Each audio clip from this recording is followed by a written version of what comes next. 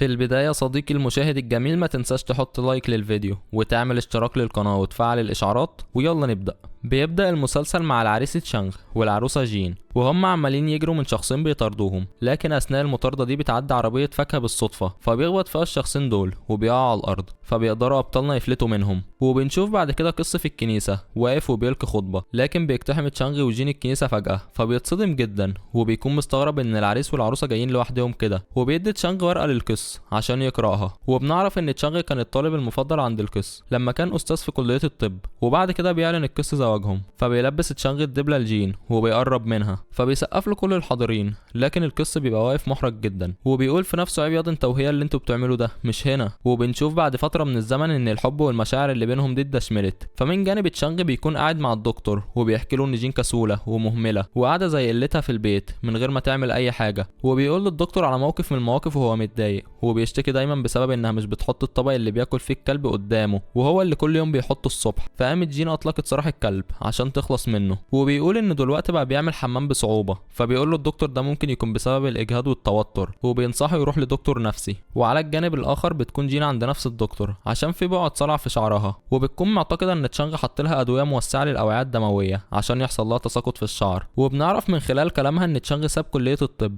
عشان الدعم المادي من عيلته اللي كلهم دكاترة وقف ومحدش بقى بيديله فلوس بسبب غضبهم من الجوازة دي، لانهم شايفين ان جين مش قد المقام. وبيسألها الدكتور عن اهلها لكنها بتقول انهم برضو مش راضيين عن الجوازة، فبيهديها الدكتور وبيقول لها تساقط الشعر اللي عندك ده بسبب الاجهاد والتوتر مش اكتر، وبينصحها تروح لدكتور نفسي برضه شكله حافظ مش فاهم الدكتور ده. وبنشوف تشانغ بعد كده وهو بيقابل صاحبه الدكتور بونج وبيعرض عليه صفقة ادوية عشان يشتريها منه، لكن بيتجاهله بونج وبيقول له انه عنده عملية دلوقتي. فبيتعصب تشانغ وبيفرج عليه كل الناس اللي في المستشفى، فبيوقع بونج الادوية من ايده على الارض وبيمشي، لكن تشانغ بيزعق له فبيديله بونج كلمتين في جنابه وبيقول له انت عايز ايه يا انت، فبيعتذر له تشانغ وبيسكت. فبيقول له بونج ان لو كان عايز يتكلم مع حد عن الصفقه دي يروح للمديره، وبالفعل بيروح تشانغ مع بونج للمديره وبيتصدم لما بيلاقيها مجمعه كل الدكاتره وقاعدين يشربوا وخاربينها، فبيخش يقعد جنبها عشان يتكلم معاها، لكن فجاه الوليه القرشانه دي بتحط ايدها على رجله وبتقول له انت ازاي وسيم وحلوه كده زي القشطوطه، بس بيمسك تشانغ ايدها وبيقول لها بلا قشطوطه بلا قرموطه انا جاي اتكلم في صفقه الادويه. فبتقول له ادويه ايه يا عم مش ناقصه صداع دلوقتي، ده اول لقاء بينا خلينا نشرب ونخربها. فبيستسلم تشانغ للامر الواقع وبيشرب معاها وبيهايبر هو كمان وبيقضيها رقص مع المديره. ولما الليله بتخلص بتقرب منه وبتقول له عجبتني يا واد، فبيستغرب تشانغ جدا.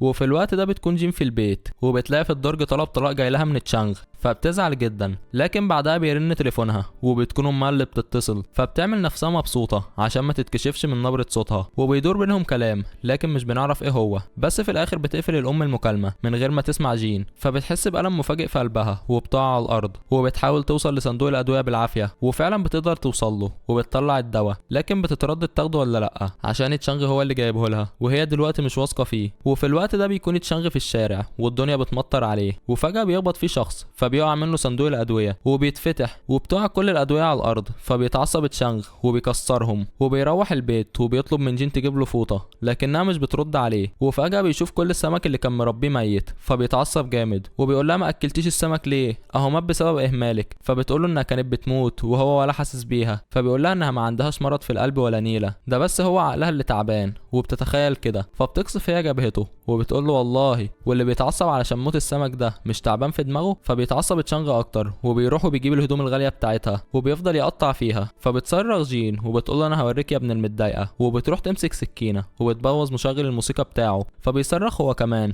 وبيقول لها انت عارفه ده بكام، ده اغلى منك يا معفنه، وبيروح وبيقطع الشنطه بتاعتها اللي لسه بتقسط ثمنها لغايه دلوقتي. فبتتعصب جين وبترمي الكاميرا الغاليه بتاعته على الارض وبتكسرها، وفجاه بيقرروا يقلبوها تحدي ويعلوا على بعض وكل واحد بيفضل يكسر حاجه في البيت. وبعد مرور 6 سنين بنشوف تشانغ في فرح صديقه المقرب عشان يغني فيه، وبتروح جين للفرح ده عشان تعزف على البيانو لانها هي كمان صديقه العروسه المقربه، لكن بتتصدم جدا لما بتشوف تشانغ فبتخبي وشها لكنه بيفضل ينادي عليها عشان يقول لها على الاغنيه اللي اختارها، فبتضطر تبص له فبيتصدم جدا هو كمان. وبعد العرض ده بيمشي من الفرح وبيلاقي عربيه جين سد الطريق عليه، فبيتصل بيها عشان تحركها، فبتروح له فعلا وبيفضلوا يخبطوا في بعض بالكلام شويه، وبتكون جين لابسه فستان فرحها تحت الجاكيت. ولما بيشوفوا تشانغ بيتريق عليها وبيقول لها انت مش معاكي فلوس تجيبي فستان جديد يا فقيره، وبيسيبها وبيمشي. فبتتعصب جين وبتقول له ولا تبا لك يلا. وبيروح تشانغ لاجتماع العيله في بيت عمه سونج، وبتكون امه فخوره بيه جدا لانه بقى دكتور متدرب اخيرا، وبتطلب من سونج يسمح له يحضر الاجتماعات الجايه. وبتكون السوسه بتعمل كده عشان تخليه يورث المستشفى بتاعت عمه لما يتقاعد، بس اخواته الحرابيق بيكونوا مش طايقينها. وعلى الجانب التاني بتكون جين قاعده تشتم في تشانغ مع صاحبتها، وبتشرب كتير فبتفقد الوعي. وبتروح المستشفى وبيكون الاكسجين عندها قليل جدا، فبيجي الدكتور كوك وبيعالجها وبيركب لها انبوبه اكسجين، فبيرجع لمستواه الطبيعي تاني في اخر لحظه. ولما بتفوق بيروح كوك يشيل الانبوبه من على بقها، فبتكون عماله تهلوس وبتضربه بالقلم، وبتقول له يا ابن اللذينه بتعمل ايه؟ فبتضحك الممرضات عليه، فبيتحرج هو جدا وبيقول في نفسه انتوا جايبين تهزقوني هنا ولا ايه؟ وبنشوف بعد كده تشانج وصاحبه يونج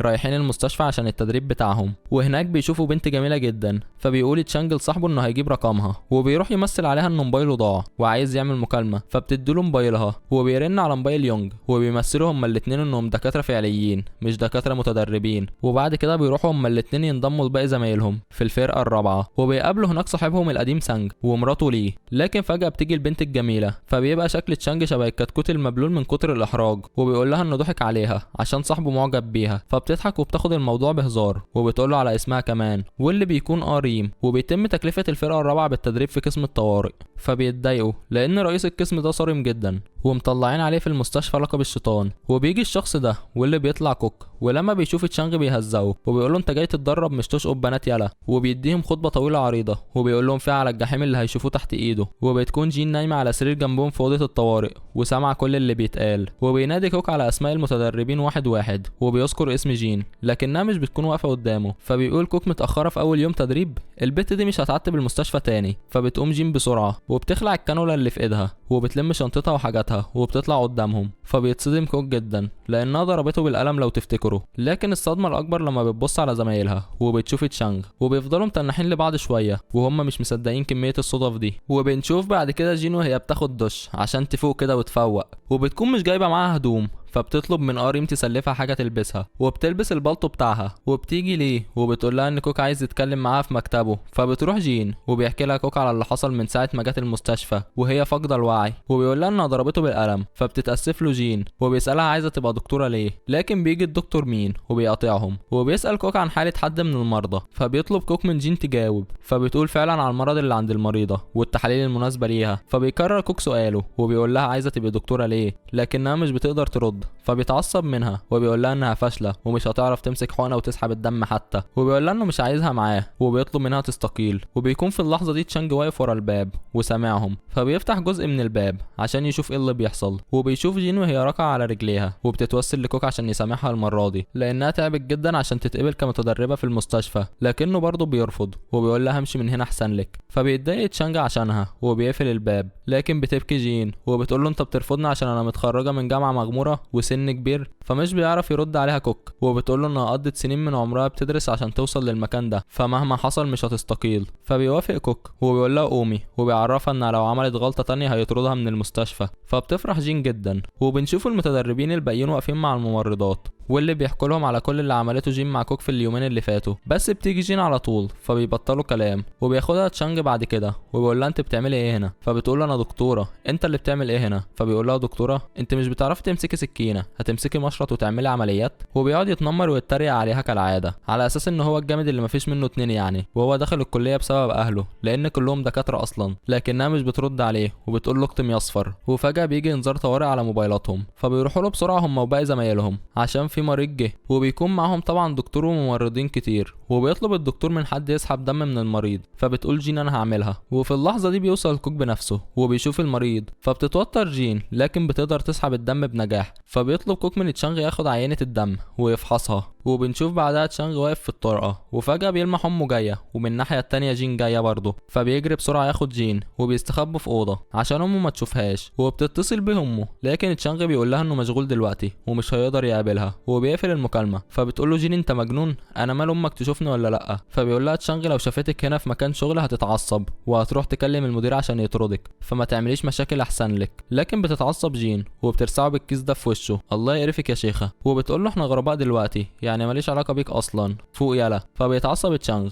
وبيمشي وبيروح يغسل وشه وهو عمال يشتم فيها، وبتتصل عليه امه تاني فبيقول لها تشانغ تمشي، لكن بتقول لامه انها لازم تقابل المدير يانج وتوصيه عليه بما انه كان صاحب ابوه. وبعدها بترجع جين وتشانغ لاوضه الطوارئ وبيطلب كوك نتيجه الفحص فبيديها له تشانغ، ولما بيشوفها كوك بيتعصب وبيقول لجين ده فحص دم وريدي، مش عارفه تفرقي بين الشريان والوريد، امال ايه بقى دكتوره وبتنجنه. وبيخلي تشانغ يسحب الدم المره دي. وفي وقت الغدا بيحكي لزمايله على اللي حصل فبيطلبوا منه يقنعها تستقيل من الفرقه عشان لو فشلت التقييم الداخلي هيقل والفرقه كلها هتفشل كده على حسب القوانين. فبيروح تشانغ يتكلم معاها وهي واقفه في طابور الاكل، لكنها برضه بتتجاهل كلامه ده وبتيجي ريم تهزها هي كمان، ما جاتش عليها يعني. فبتعتذر لها جين وبتقول انها هتركز وهتشتغل بجد جامد عشان ما تاثرش على التقييم الداخلي للفرقه. وبيروح تشانغ الكوك يطلب منه نقل جين لقسم تاني لكنه بيرفض وبيقول له انت دورك تنفذ الاوامر وبس. وبيحاول تشانغ ياثر على رايه لكن برضه مفيش فايده. وبالليل بيخلص الشيفت بتاعهم وبتروح جين البيت، وهناك بتلاقي امها مجمعه صحباتها وعمالين يشربوا وعاملين حفله كده على الضيق بمناسبه انها بقت دكتوره، لكن بتكون جين تعبانه وبتسيبهم وبتدخل اوضتها. وبنشوف سوك ام تشانغ بتقول لصحباتها انها ناويه تخطب بنت الوزير لابنها وهتقول انه ما اتجوزش قبل كده، وبتطلب منهم يقفلوا بقهم خالص وما يقولوش انه كان متجوز قبل كده. فبتقول لها واحده منهم بس في وثائق بتثبت انه متجوز وطلق. فبتقول لها سوك انها هتستخدم فلوسها ونفوذها عشان تمحي الحياه دي من الوجود. وبنشوف جين في الوقت ده وهي قاعده في اوضتها وتهزيق كوك ليها عمال بيرن في ودانها، فبتروح وبتجيب كتب الطب وبتدرسها بجد جامد. وتاني يوم بيكون في مريض حالته حرجه فبتعمل له جين الاشعه وبيكون كوك واقف جنبها، ولما بتشوف الاشعه بتقول له ان ده ثقب صدري وبيطلع فعلا صح. فبيتصدم كوك منها وبيعملوا له الجراحه وبتكون بتأدي دورها بشكل صحيح. وفي النهايه بيثبت الدكتور انبوبه في ثقب المريض فبيرجع لحالته الطبيعيه. وفي الوقت ده بنشوف تشانغ وهو بيكشف على مريضه اسمها جيهي وبيكون عندها الم في بطنها فبيقرر يديها مسكنات، لكنها بتقول له ان المسكنات العاديه بتعمل لها حساسيه وبتطلب منه يديها مسكن غريب، لكن بيتردد تشانغ لان ده مسكن ومخدر في نفس الوقت. فبتتعصب جيهي وبتقول له انها تعبانه وبتتألم دلوقتي فبيضطر يروح يجيب لها المسكن ده. ولما بيمشي بيقول في نفسه الست دي شكلها كده مش تمام. وبيسيب كوك جين مع مريض الثقب الصدري وبيروح لمريض تاني حالته حرجه جدا وعنده سكته قلبيه فبيعمل له انعاش بالصعق الكهربائي. وفي اللحظه دي بتسوق حاله مريض الثقب الصدري وضغط دمه ومستوى الاكسجين بتاعه بينخفض. فبتروح جين عشان تجيب كوك لكن الممرضه بتقول لها انه في عمليه انعاش قلب دلوقتي وما يقدرش يجي. فبتلمح جين الاخ تشانغ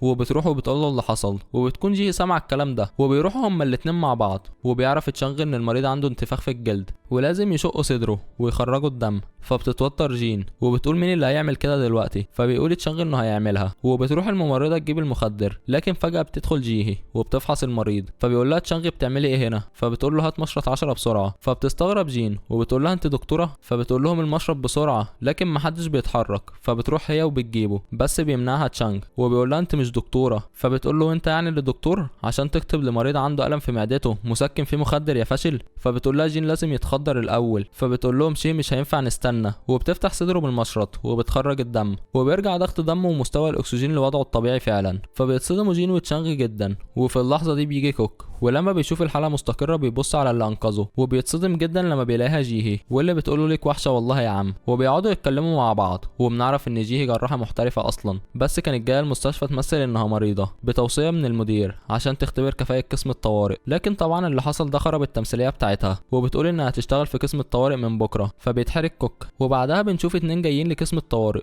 ضابط شرطه متعور في جنبه وبينزف، والراجل اللي ضربه وسبب له الجرح دماغه مفتوحه لانه كان عايز يفلسع عشان حبيبته خزوقته، وبصراحه حقها ده شبه الدب. المهم ان اثناء ما بيكونوا الابطال بتوعنا واقفين عند الضابط ومعاهم الممرضه بيسرق الراجل المسدس من الحزام بتاعه اللي على الارض وبيضرب طلقتين في الهواء. فبيجري كل اللي في المستشفى وبيجوا ضباط الامن ومعاهم كوك وبيقول الراجل انا عايز حبيبتي والا هقتلكم كلكم. فبيحاول كوك يهديه لكن مفيش فايده وبيطلب الراجل من تشانغ يجي عنده. فبيعمل كده وبيحط المسدس على دماغه وبيقول انه هيقتله لو حبيبته ما جاتش دلوقتي. فبتيجي فكره ذكيه لجين وبتزق الترابيزه اللي عليها الصعق الكهربائي اثناء ما الراجل بيكون مش مركز معاها وبتقف وراه وبتصعقه بيه. فبيقع هو وتشانغ وبيفقدوا الوعي وبييجوا كل الدكاتره يطمنوا على تشانغ لكنه بيكون فاقد الوعي تماما. فبيحطوه على الاجهزه وبيكون عنده خلل في القلب ولو ما تمش علاجه في دقايق هيموت. فبيسال كوك الصاعق كان على قوه كام، فبتقول له جين 800. فبيتصدم كوك وبيقول لها يخرب بيتك انت كنت ناويه تقتليه ولا ايه. وبيطلب كوك سائل الانعاش فورا وبتعمل جين انعاش لقلبه لكن مفيش فايده لحد ما بتتعب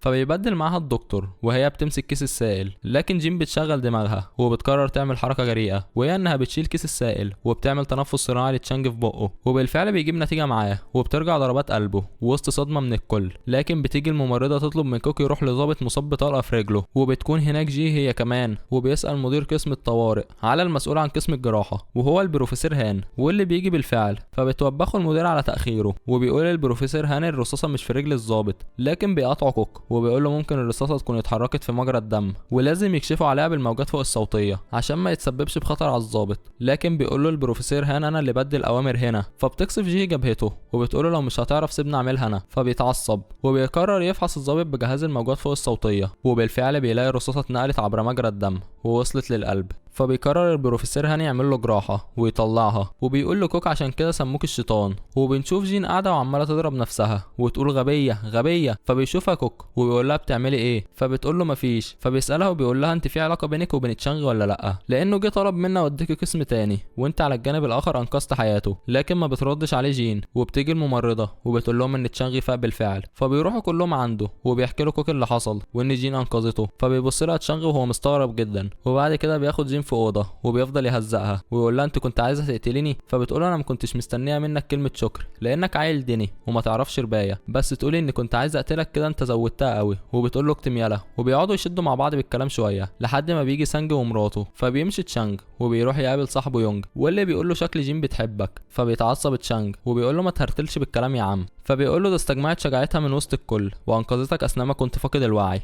وعملت مجهود كبير لدرجه ان عملت لك تنفس صناعي. في دليل اكتر من كده؟ فبيسكت تشانج وبيفضل يفكر في كلامه. وبنشوف الشرطه جايه تقبض على ام جين لانها فاتحه مركز عنايه جنب بيتها بدون ترخيص، لكن بتفضل تقول انا بنت دكتوره. وفعلا بتيجي جين فبتطلب منها امها تطلع رخصه الطب بتاعتها، وبيشوفها الضابط فبيسيبهم. وتاني يوم بتروح جين المستشفى، وبنشوف جين متوصيه من كوك عشان تبقى مسؤوله عنها. وبتروح جين لمريض عنده جروح خفيفه في وشه، وبيطلب منها الدكتور ميني انها تصور جمجمته بالاشعه المقطعيه وتخيط الجرح بتاعه وبيمشي. فبتاخد جين قطنه عشان تبدا تنظف جرح المريض، لكنه بيفوق وبيقول انا مش مريض وبيخلع كل الاجهزه وبيمشي. فبيجي تشانج وبيقف قدامه، وفجاه بيفقد المريض الوعي. فبيفحصوا تشانج وبيقول ده عنده تلف في الاعصاب بسبب نزيف داخلي في المخ، وكمان تلف في الفقرات العنقيه. وبيجي كوك وبيشوف حالته وبيعرف من تشانج الكلام ده. فبيوبخ مين انه دكتور ومش عارف يشخص حاله المريضه زي المتدرب. وبنشوف تشانج وهو بيسيب المستشفى عشان يروح موعد مدبر تبع امه مع بنت الوزير، ولما بيوصل بيشوفها وبيتصدم من شكلها لانها مش جميله، بس بيضطر يجاريها في الكلام. وبتشوف البنت دي واحد كان خارج في موعد معاها قبل كده بس سابوا بعض. فبتروح وبترمي الميه في وشه وبتشتمه. فبيخبط فيها بالكلام وبيقول لها انها معفنه والمفروض تحمد ربنا انه خرج معاها اصلا. فبيتدخل تشانج وبيقول له الكلمتين بتوع الجمال جمال الروح وكل الناس حلوين وشغل التنميه البشريه الفاكسان ده. فبتفرح البنت وبتبص له بصه حب كده وبتقول له ياه. وعلى الجانب الاخر بنشوف في استراحه الغدا ريم وهي بترخم على جين بالكلام، لكن جين بتطنش كلامها. وفجاه بيجي انذار طارئ للمتدربين عشان يروحوا الكوك بسرعه على الرغم ان الاستراحه لسه ما خلصتش. فبيسالوا فين تشانغ، فبيقول يونغ ان في موعد مدبر. وبيجي كوك وبيسأل عن تشانغ، لكن بتقول جين انه في الحمام. فبيقول لهم كوك انهم هيتقسموا في مجموعه من شخصين عشان يتدربوا على دميه، وكل مجموعه ليها 30 دقيقه بس. وبيروح سانج ومراته في مجموعه، وبيروح يونج مع ريم، وبتفضل جين لوحدها لحد ما يجي تشانغ. واما تشانغ فبيكتشف ان البنت دي مش بنت الوزير وانها صاحبتها وراحت بدلها. فبيتعصب وبيمشي. وفي الوقت ده بتتصل بيه جين وبتعرفه اللي حصل، وبتقول له لو ما جتش في خلال 10 دقايق هقدم تقرير المريض لوحدي. وبتقفل. وبيكون كوك واقف على الباب وسامعها وعارف انها كانت بتكذب عليه. وبتحاول جين تخيط الجرح، لكن بينتهي الوقت قبل ما تخلص. وبيمشي كوك بس جين مش بتيأس وبتكمل الخياطة. وبتاخد المريض الدمية وبتروح لمكتب كوك عشان توريهوله تاني، وبتقع في حضنه بالغلط مش عارف ازاي. وفي اللحظة دي بيجي تشانغ فبيزعق له كوك وبيقول له ما ينفعش تخرج وتسيب الشفت تاني حتى لو في وقت الاستراحة، ولو قررتها تاني هطردك. فبيعتذر له تشانغ. وبنشوف ريم وهي بتتكلم مع البنت نفسها بتاعة الموعد وبتحكي لها عن تشانغ. وبنعرف في الوقت ده ان ريم هي بنت الوزير، وبتقول لها البنت ان شغال متدرب في المستشفى معاها. فبتسألها ريم عن اسمه، فبتقول لها البنت ان اسمه اسمه تشانغ. فبتتصدم ريم جدا، ولما بيروح تشانغ بتسأل امه عن اللي حصل في الموعد، فبيحكي لها الحقيقة، فبتتعصب جدا وبتروح تتعارك مع اخواتها، لكنهم بيقولوا لها ان هم ملهمش ذنب في اللي حصل، وان البنت هي اللي كانت مش مستعدة للموعد. وبنشوف كوكو وهو بيكلف تشانغ وجين ياخدوا مريض عنده سرطان المريء يعالجوه، لكن فجأة بيعطل الاسانسير بيهم، فبيرجع المريض دم. فبيقول تشانغ اكيد الورم دخل مجرى الدم بتاعه، لازم نشفطه بسرعة. فبيطلع الممرض اللي معاهم الشفاط من شنطة الاسعافات وبيديه لتشانغ، لكن بيفضل المريض يرجع دم برضه، وكده مش هيقدروا يدخلوا الشفاط في بقه. فبتتصل جين بكوك وبتسأله ايه العمل، فبيقول لها خلوا المريض يتنفس وانا جاي لكم حالا. وبيعرف كوك من مدير قسم الطوارئ ان نظام المستشفى في حالة اختبار دلوقتي، عشان كده الاسانسير اتعطل. فبيقول له لو ما لحقناش المريض هيموت. وبيتصل بتشانغ وبيقول له شق القصبة الهوائية بتاعة المريض، وبيقول له اقفل وكلمني فيديو كول عشان اتابع معاك. لكن لسوء الحظ بيقع الموبايل من ايد جين على الارض وبيتكسر، وما بيكونش في حل قدامهم غير ان تشانغ يعمل العملية، وبيكون مش قادر ومتوتر. فبتمسك جين ايده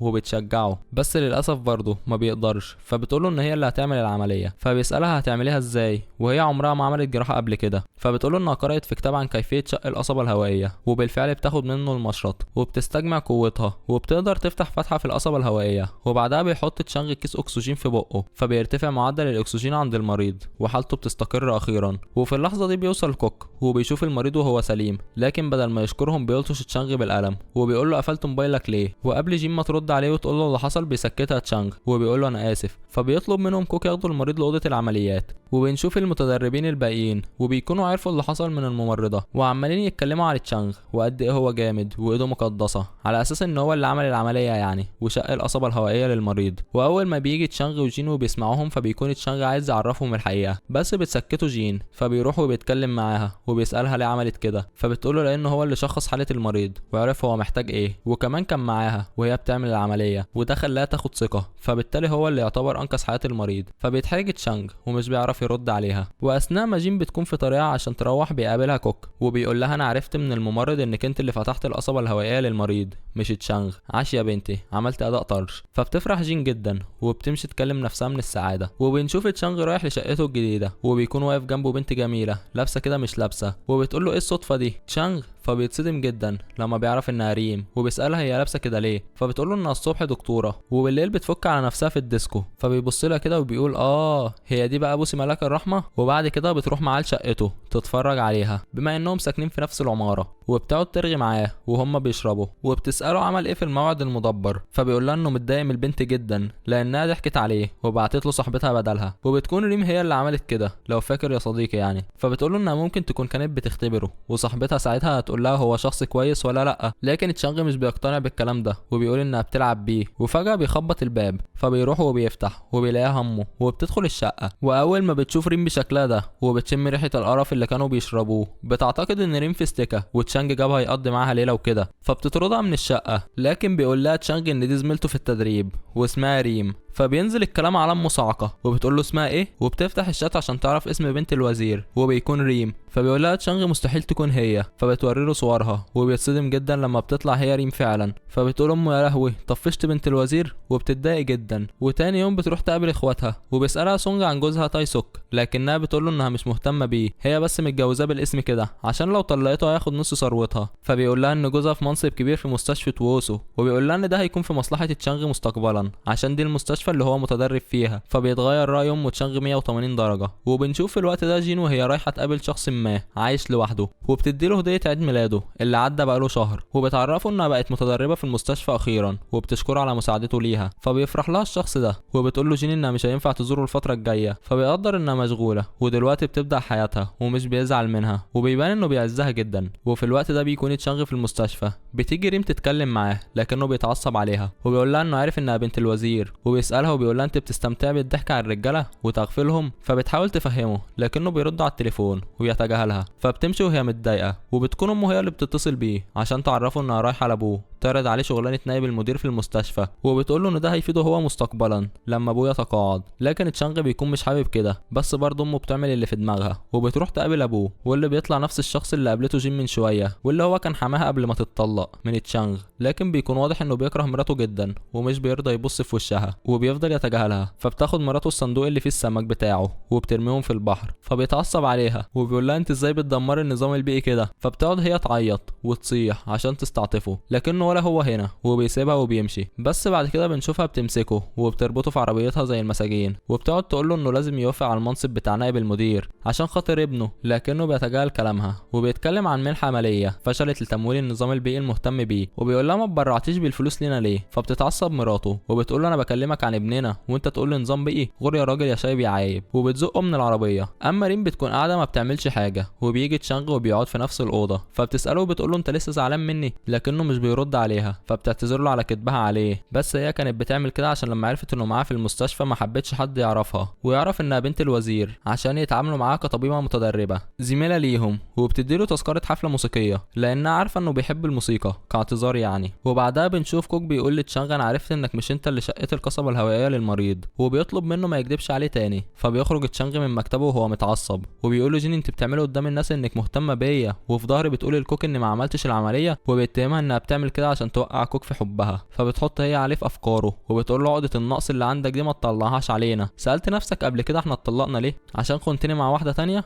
ولا عشان امك اللي اتدخلت بينا ودمرت حياتنا؟ فبيقول لها انه مش محتاج يعرف الاجابه لانه مش مهتم بيها. فبتقول له انه عشان كده هيفضل فاشل طول عمره، وبتسيبه وبتمشي. وهو طبعا بيكون متضايق من كلامها جدا. وبنشوف بعدها ممرضه بتيجي تقول لكوك ان المريض المصاب بسرطان المريء مات، والمستشفى ناويه تجيب اللوم على قسم الطوارئ وخصوصا المتدرب اللي شق القصبه الهوائيه. فبيتصدم جدا وبيروح يتكلم مع الجراح اللي اجرى العمليه، وبيقول له انت ما شفتش شغلك كويس ليه؟ لكن الكائن ده بيقول له اللوم عليكم انتوا في قسم الطوارئ عشان جبتوه متاخر. فبيتعصب كوك وبيمسك فيه، لكن بيجي مين وبيبعدهم عن بعض. وبتكون جين سامعه كل الكلام ده ومش مستوعبه اللي حصل. وبعد كده بتروح تقعد لوحدها على السلم وبتفضل تبكي. فبيروح وراها تشانغ وبيحاول يهديها ويقول لها ان هو اللي هيتحمل المسؤوليه مكانها، لكنها مش بترد عليه وبتفضل تبكي. فبيزعق فيها وبيقول لها عايزه تعرف انا طلقتك ليه؟ عشان دايما بتسمحي لعواطفك تسيطر عليكي وده بيسبب معاناه للناس. فبتتعصب جين وبتحاول تضربه بالقلم، لكنه بيمسك ايدها وبيطلب منها تتمالك اعصابها وتسمع كلامه لو لمره واحده.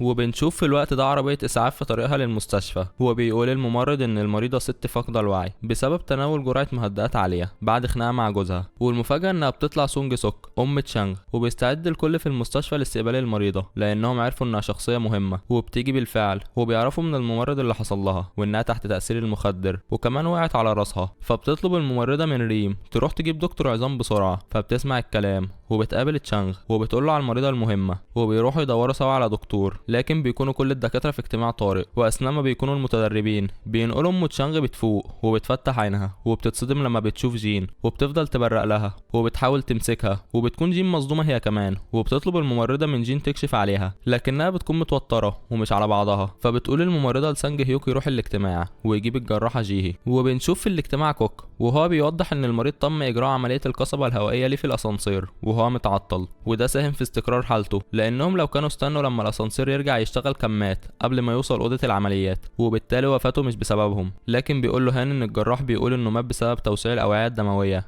اللي حوالين القصبه الهوائيه. فبينفي كوك الكلام ده وبيقول له انه كان سليم ومعدلات نبضه وتنفسه مظبوطه، يعني العمليه نجحت. فبيقول له هان ان العمليه دي اللي عملها متدرب، وبيقول له خليه بقى يجي عشان نتفاهم معاه. وفي الوقت ده بتكون جين هي القائد على زمايلها وبتطلب منهم الاشعه والتقارير عن حاله ام تشانغ ومعها الجراحه جيهي اللي جات لها. لكن بتيجي لي يونج وبتقول لها تروح لقاعه الاجتماعات عشان مطلوبه هناك، وده لانها هي اللي عملت عمليه القصبه الهوائيه. فبيتصدم الكل لانهم كانوا فاكرين ان تشانغ هو اللي عملها. وبتروح فعلا للقاعه وبتمشي ببطء عشان تتوجه للمسرح، لكن فجاه بيجي تشانغ اللي عرف بالموضوع وسبقها وطلع على المسرح، وبيعترف ان هو اللي عمل العمليه للمريض لان حالته كانت خطر وكان لازم حد ينقذه. فبيساله هان وبيقول له مستعد تتحمل المسؤوليه وتتخلى عن البلطو الابيض بتاعك، يعني يتفصل من المستشفى المستشفى ويتمنع من ممارسة الطب. فبيقول له تشانغ لو الموقف وصل لكده انا مستعد. فبتتدخل جين وبتقول لهم انه بيكذب وانها هي اللي عملت العملية وهو بس كان بيوجهها. فبيقول كوك في نفسه يا ولاد الهبلة فضحتونا. وهو بيطلع مدير قسم الطوارئ على المسرح وبيقول ان القسم هيتحمل المسؤولية القضائية كاملة واي تعويض لاهل المريض المتوفي. وبينتهي الاجتماع وبنشوف الجراح المستفز ده وهو بيقول لهان انه عرف من زمايله ان تشانغ عمه يبقى سونج جيل مدير مستشفى يون. فبيتصدم وبيقولوا ده شخصية مهمة جدا، لا احنا نلبس التهمة لجين. بيعلوا على بعض في القرف ولاد المقرفة. وبيكون كوك عمال يوبخ في تشانغ وجين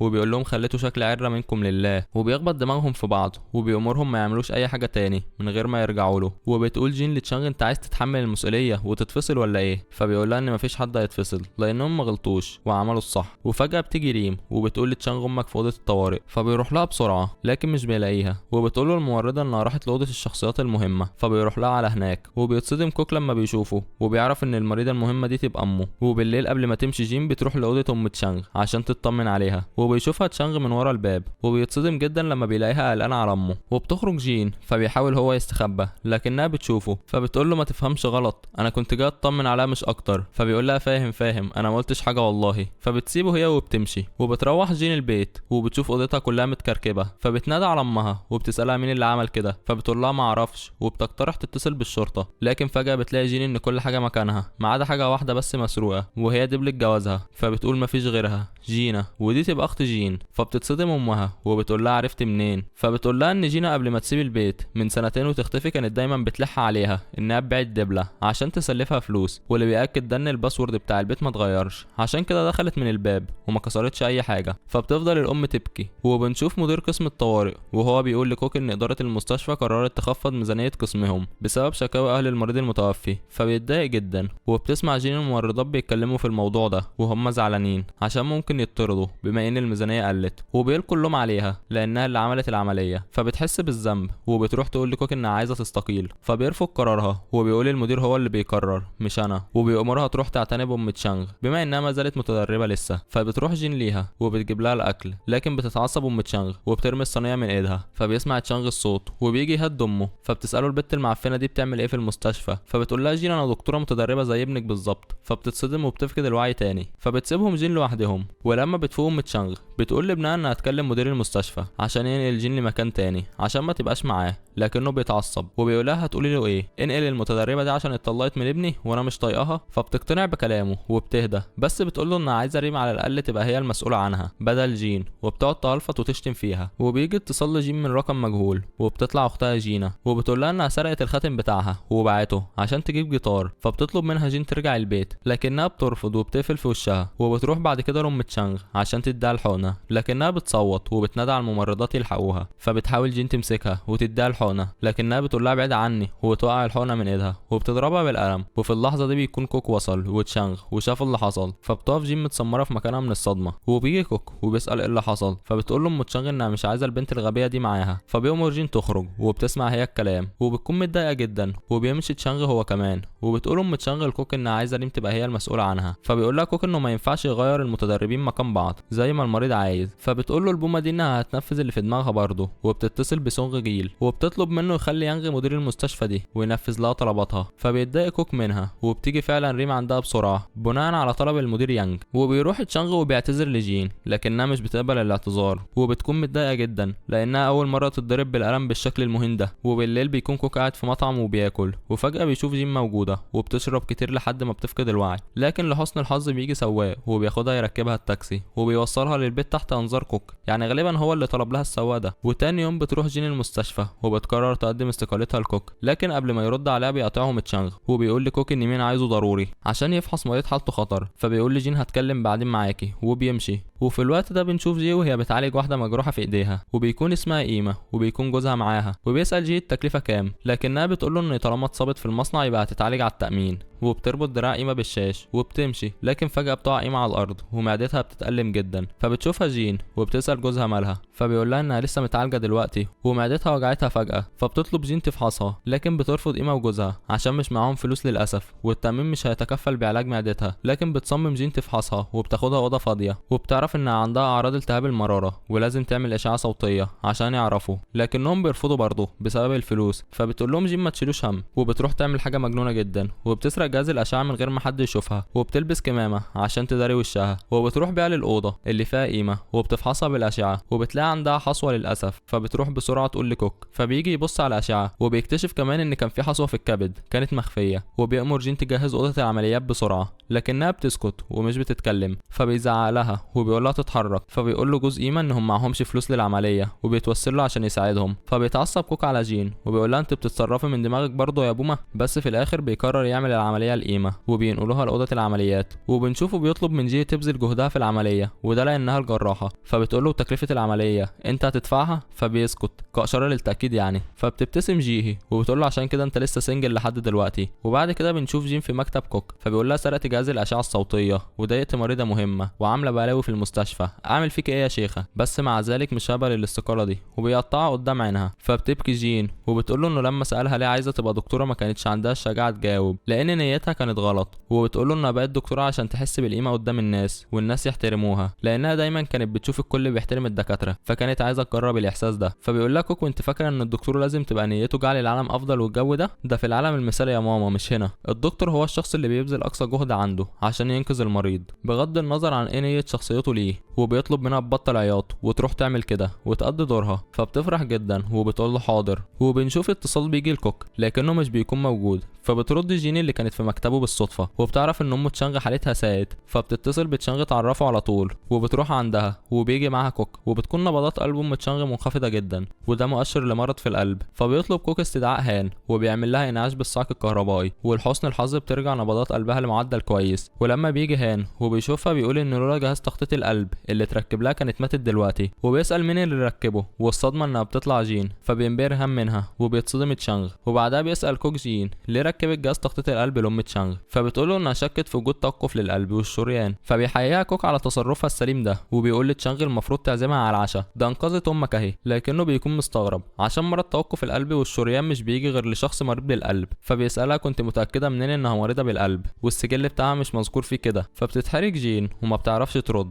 وبعد كده بيحكي تشانغ لامه اللي حصل وان جين انقذت حياتها، وده لانها لسه فاكره ان جالها سكته قلبيه قبل كده. وبيجي كوك ومعاه جين وبيطلب من ام تشانغ تشكرها على انقاذها حياتها، لكن ديل الكلب عمره ما هيتعدل وبترفض ده، وبتقول له ده واجبها كطبيبه، يا ريتها كانت سابتها تموت القرشانه دي ونرتاح منها باقي المسلسل بقى. المهم بيمشي كوك وبتروح ورا جين وبيسالها ليه انقذت حياه واحده ضربتها بالقلم واهانتها، فبتقول له معرفش، فبيقول لها عشان دي غريزه الطبيب اللي جواكي، وبيطلب منها تستمر في اعمالها بجد وبيدعمها معنويا بالكلام كمان. وبتتصل جين بعد كده بصاحبه قديمه لاختها عشان تعرف مكانها، وبتروح لها النايت كلاب، وبيكون موجود هناك كوك وجيها على ترابيزه، وبرضه يونغ مع ريم على ترابيزه، واخيرا تشانغ. ولما بتوصل جين بتعرف ان اختها مغنيه في الفرقه الموسيقيه، فبتروح وبتهجم عليها على المسرح عشان تاخدها معاها البيت، والكل بيشوفها وبيتصدموا جدا، لكن جينا بتهرب منها، ولسه جين هتروح وراها بتقع على المسرح زي الشوال، وبيروحوا كلهم يطمنوا عليها ويقوموها، وبيسألها كوك مين البنت دي وليه هجمت عليها، فمش بتقول لهم الحقيقه وهي انها اختها، وبتقول لهم واحده استلفت منها فلوس وما رجعتهمش لحد دلوقتي. وبيمشي كوك وجي بتوصله لبيته وبتديله كيس فيه اكل هي اللي عاملاه بنفسها، وبيكون واضح انها بتحاول تقرب منه لكنه زي الاهبل مش بيرد وبيصدها. وبيقعد المتدربين مع بعض وبتكون جين ايدها فيها جرح، فبيطلع تشانغ المنديل بتاعه وبيربط بيها ايدها، لكنها بتسيبهم بحجه انها رايحه الحمام، لكن في الحقيقه بتروح تسال جرسون في الديسكو عن رقم اختها لكنه مش بيعبرها، وبيروح وراها تشانغ وبيسالها انت تراجعت عن الاستقاله، فبتقول له انت مالك، فبيقول لها دي مش غلطتنا زي ما قلت لك، فبتقول له غلطتنا انت على الاقل محمي من عيلتك اللي ليها نفوذ لكن انا لا، وبتديله المنديل بتاعه وبتمشي. وبيقول يونج لريم شكل كده الاتنين دول بيتوعدوا في السر وفي بينهم حاجه، فبتتضايق وبيرجعوا الاتنين، وبتقول جين انها هتروح، فبتقرر ريم انها تروح هي كمان عشان تمشي معاها وتستجوبها، وبالفعل بتسالها عن علاقتها بتشانغ وبتشك انهم يعرفوا بعض قبل كده، فبتقول جين ان مفيش حاجه بينهم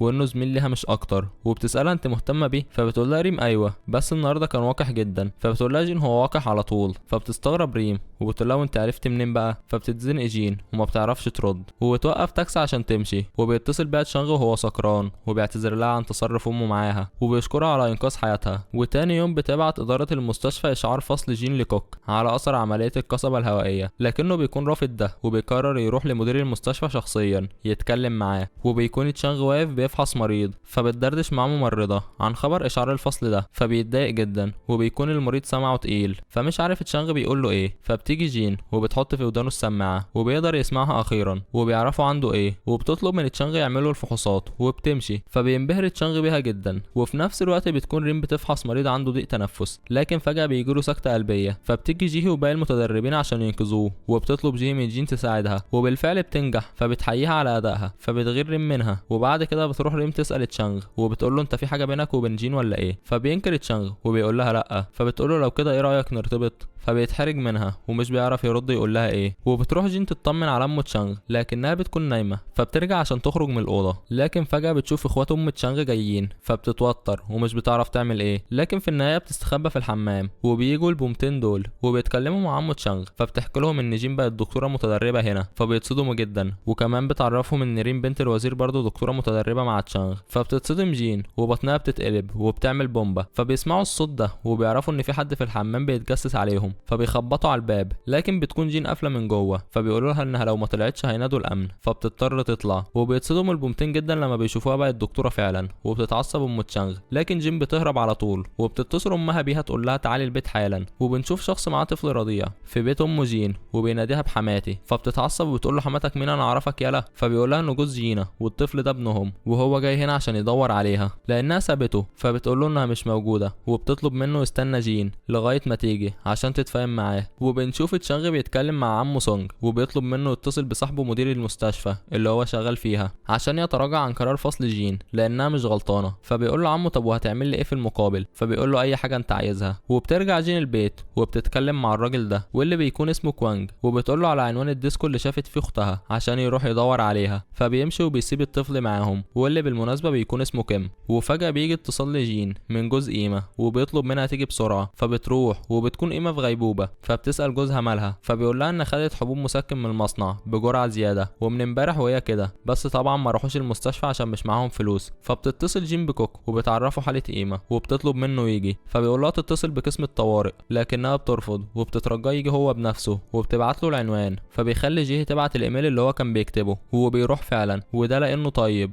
وبالفعل بينقذ قيمه. فبيشكره جوزها جدا وبتحضنه جين وبتشكره لانه جه، وبيروحوا بالاتوبيس مع بعض. وبيكون كوك مرهق فبينام وبيحط راسه على كتفها، فبتفرح جين جدا وبينزلوا من الاتوبيس وبيروحوا مطعم ياكلوا. وبتيجي الجرسونه وبتقول لهم شكلكم لاقيين على بعض جدا، ابقوا تعالوا عندنا على طول. فبيتحرجوا جدا هما الاتنين وبيعملوا نفسهم ما سمعوش حاجه. وبيكون تشانغ واقف بره المستشفى يشم هوا وبيتصل بجين لكن موبايلها بيكون مغلق. وفجاه بتظهر قدامه هي وكوك وعمالين يضحكوا، فبيتضايق جدا وبتروح جين. لكن بيرجع كوك المستشفى فبيساله تشانغ كان فين هو وجين لكنه مش بيرد عليه، فبيتعصب وبيساله بصوت عالي. فبيقول له كوكو انت مال اهلك يلا روح شوف شغلك. وبترجع جين البيت وبتشوف كونج نايم في اوضتها، فبتطلب منه يمشي الصبح ويروح بيته. فبيقول لها ان عقد الايجار بتاع الشقه اللي كان ساكن فيها خلص وهو معهوش فلوس. فبتتعصب جين وبتسيبه. وبيكون كونج بيتكلم مع جينا في التليفون، يعني كان بيضحك عليهم ومش جاي يدور عليها ولا حاجه، وبيحكي لها على اللي حصل وانه عايش دلوقتي في بيت امها. فبتقول له كويس خليك بقى قاعد في البيت لحد ما اشتغل واجيب فلوس ونمشي. وبنشوف ام تشانغ وهي رايحه لجوزها وبتديله وثيقه طلاق عشان يتطلقوا بشكل رسمي. وفي المستشفى بيقابل تشانغ جين وبيسالها كانت فين امبارح مع كوك وما ردتش على تليفونه ليه. فبتقول له مالكش دعوه، وبتساله كان بيتصل عايز ايه. فبيقول لها ما تقلقيش بخصوص حوار اشعار الفصل. لكن بتيجي ليه وبتقاطعهم وبتطلب من جين تروح لكوك عشان عايزها. فبتروح وبتشوف مريضه كانت مشخصاها بالتهاب في المعده لكن حالتها سائد. فبيسالها كوك عن التفاصيل فبتشرح له حالتها وبتقول له بما ان حالتها سائد بالشكل ده فاحتمال يكون عندها الزايده. لكن بتقول لها جي تشخيصك غلط. فبيخش كوك فيها شمال لكن بيجي هان وبيحسم الموضوع وبيقول دي مش زايده دي احتمال يكون حمل، وبيطلب تحويل المريض لدكتور امراض نساء. فبيتعصب كوك على جين عشان اهملت وجود احتمال ان المريض يكون حامل. وبنشوف بعد كده المتدربين متجمعين مع بعض عشان يوزعوا نفسهم على جدول الشفتات الليلي. فبتستغرب ليه ازاي جين هتاخد شفتات وهي هتتفصل. فبيقول لهم يونغ ان كوك راح يتكلم مع مدير المستشفى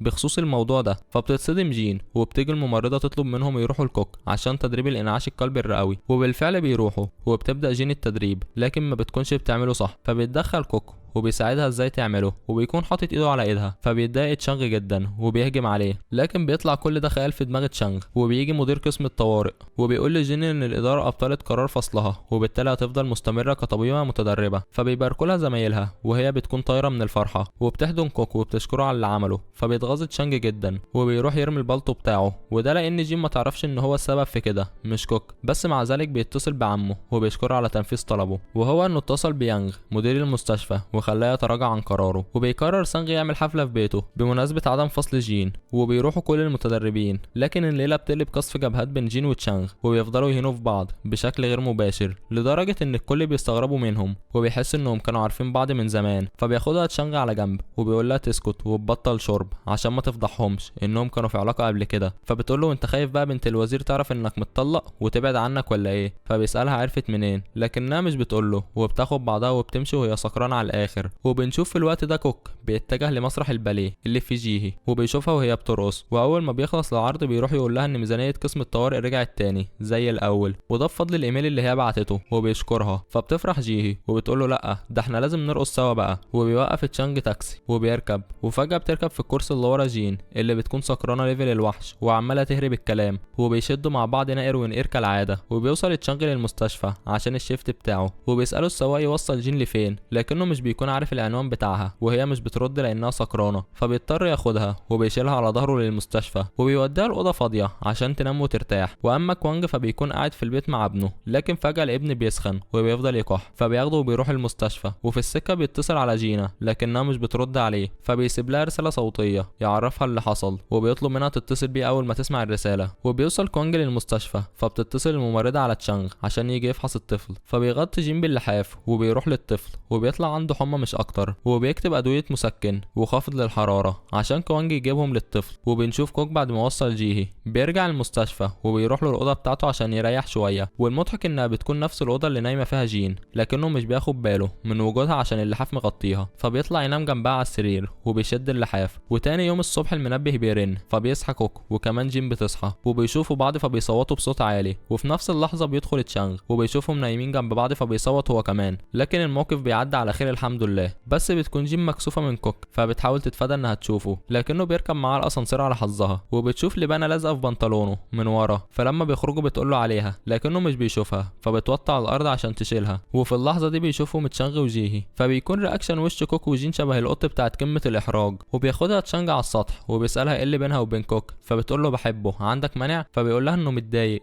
لانه بيشوف مراته السابقه مع راجل تاني قدامه، لكنها بتقول له احنا مش انفصلنا، بره عنك انت بقى. وبيسخن الطفل كيم تاني، فبيجري بيه ابوه على المستشفى وبتفحصه جيهي وبتقول له انه عنده ترسخ في الدم. وبيجي تشانغ فبيضربه كوانج وبيقول له انت كنت هتقتل ابني، انت دكتور ازاي؟ لكن بتيجي جين وبتسلك بينهم، وبتستدعي جيهي كوك عشان يفحص الطفل، وبيلاقي عنده التهاب. فبيتعصب على تشانغ وبيقول له ازاي شخصته انه عنده حمى من غير ما تعمل له تحاليل، وانت عارف ان الالتهاب شائع عند الاطفال الرضع. فبيعتذر تشانغ على اهماله. وبتوصل جينا المستشفى، فبتشوفها اختها وبتشدها وبتقول لها كنت فين وسايبه ابنك. لكن بيجي تشانغ وبيحوش بينهم، وبتلبس جينا هدوم مخصصه وبتروح لاوضه الطوارئ عشان تشوف ابنها. وبيعمل له كوك العمليه بمساعده جيهي وحالته بتستقر شويه. وبتروح جينا وبتحضن جوزها وبتعيط، فبتعرف جين انهم كانوا على تواصل مع بعض. وبيخرج كوك وجيهي وبيطمنوا الاب والام، فبيشكروا كوانج وبيسال كوك جين تعرفهم، فبتقول له ام الطفل تبقى اخته الصغيره. فبيتصدم هو وجيهي، وبعدها بيروح كوانج يعتذر لتشانغ انه ضربه، وبيديله شريط اغاني هديه للتعبير عن اعتذاره. وفي الطريق بيشغلوا تشانغ، فبيسمع اغنيه بتفكره بجوازه بجين وبيفتكر كل الذكريات بتاعتهم. والصدمه انه بيفضل يبكي. وبتقول جيهي لكوك انها عرفت ان كلامه مع مدير المستشفى مش هو اللي خلاه ما يفصلش جين، انما حاجه تانية. وبتقول له اسال مدير قسم الطوارئ لو عايز تعرف. وبنشوف ام تشانغ وهي بتتصل بابنها، تعرفوا انها طلبت من جوزها الطلاق، فبيقول لها تفكر في الموضوع الاول، لكنها مش بتهتم. وبتفضل تلح عليه انه يرتبط بريم، لكنه بيتجاهل الموضوع وبيقفل. وبتروح ام جين المستشفى تطمن على كيم، وبتشوف جينا لاول مره بعد اختفائها، فبتروح تشدها من شعرها وتضربها وهي بتعتذر لها. والمستشفى كلها بتتفرج عليهم حرفيا. فبتيجي جين تحوش بينهم وبتقول لهم ماما تفضحناش بقى يا حاجه واستهدي بالله كده. وبيروح كوك لمدير قسم الطوارئ يساله عن سبب قرار عدم فصل جين، فبيقول له ان تشانغ خلى عمه سونج جيلي يكلم المدير يانغ عشان يلغي القرار ده. فبيتصدم كوك. وبتروح ام تشانغ لبيت جوزها، لكن مش بيكون موجود، فبتقعد تفتش في حاجاته وبتلاقي هديه ورساله ليه من جين، فبتتعصب جدا.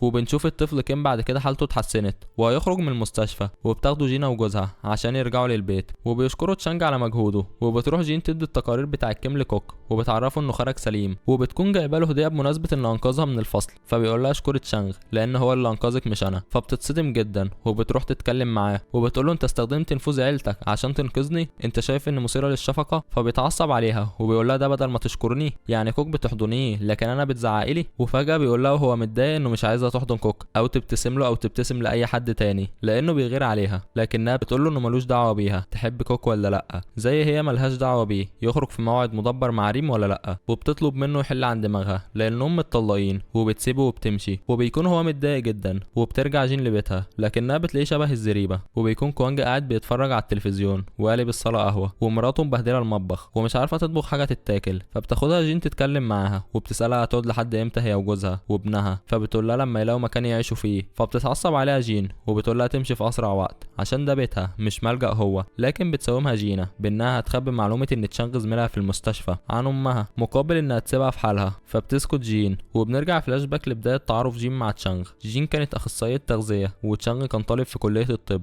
وفي يوم من الايام كانت تشانغ بيرجع فبتساله جين مالك، فبيقول لها انه اول مره يحضر محاضره تشريح جثه فترعب من المنظر. فادت له جين اعشاب ياكلها هتقلل التوتر والخوف عنده، وفعلا بيشعر بتحسن. لكن فجاه بيعدي 2 دكاتره وهم بينقلوا جثه على النقاله، فبتخبط ايد جين فيها فبتتخض وبتنط في حضن تشانغ، ومن هنا بدا الاعجاب بينهم. وبنرجع للوقت الحاضر تاني وبيروحوا هما الاتنين المستشفى، وحظهم ان الاسانسير بيكون زحمه فبيزق واحد تشانغ وبيقرب من جين لدرجه انه شبه بيحضنها. وبتسمع جين صوت دقات قلبه السريعه في اللحظه دي، لكن بعد كده بيخرجوا من الاسانسير وبيروحوا عند مريض حالته خطر اسمه تشوي وهو من موقع بناء وهو بيشتغل فيه. وبيجي كوكو وبيفحصه وبيكون عنده كسر في المفاصل اللي بتربط الرجل بالحوض وبيتألم جدا. فبيطلب كوك من تشانغ يعمل له اشعه مقطعيه ومن جين تعمل له تحاليل، وبيروح فعلا تشانغ وبيقول نتيجه الاشعه كويسه. وفجاه بتيجي ريم تمسح له بقى على هدومه فبتتغاظ جين وبتمشي، فبيقعد هو يضحك عليها ويقول لها ايه اتضايقت اهو زي ما انا اتضايقت وانت مع كوك، لكنها بتنكر ده وبتمشي. وبتروح تجيب نتيجه التحاليل وبيطلع تشوي محتاج نقل دم. وبنشوف ام تشانغ بتقابل جوزها وبتساله عن رساله جين بتعمل ايه عنده، فبيفهمها انها جت تطلب منه النصح والتوجيه بما انه دكتور خبير عشان تكتسي اختبار الزماله التدريبيه. فاول ما نجحت جت تقابله وجابت له الهديه دي مش اكتر، فبتصدق ام تشانغ وبتطلب منه يكون معاها ويحددوا ميعاد لجواز ابنهم مع ريم،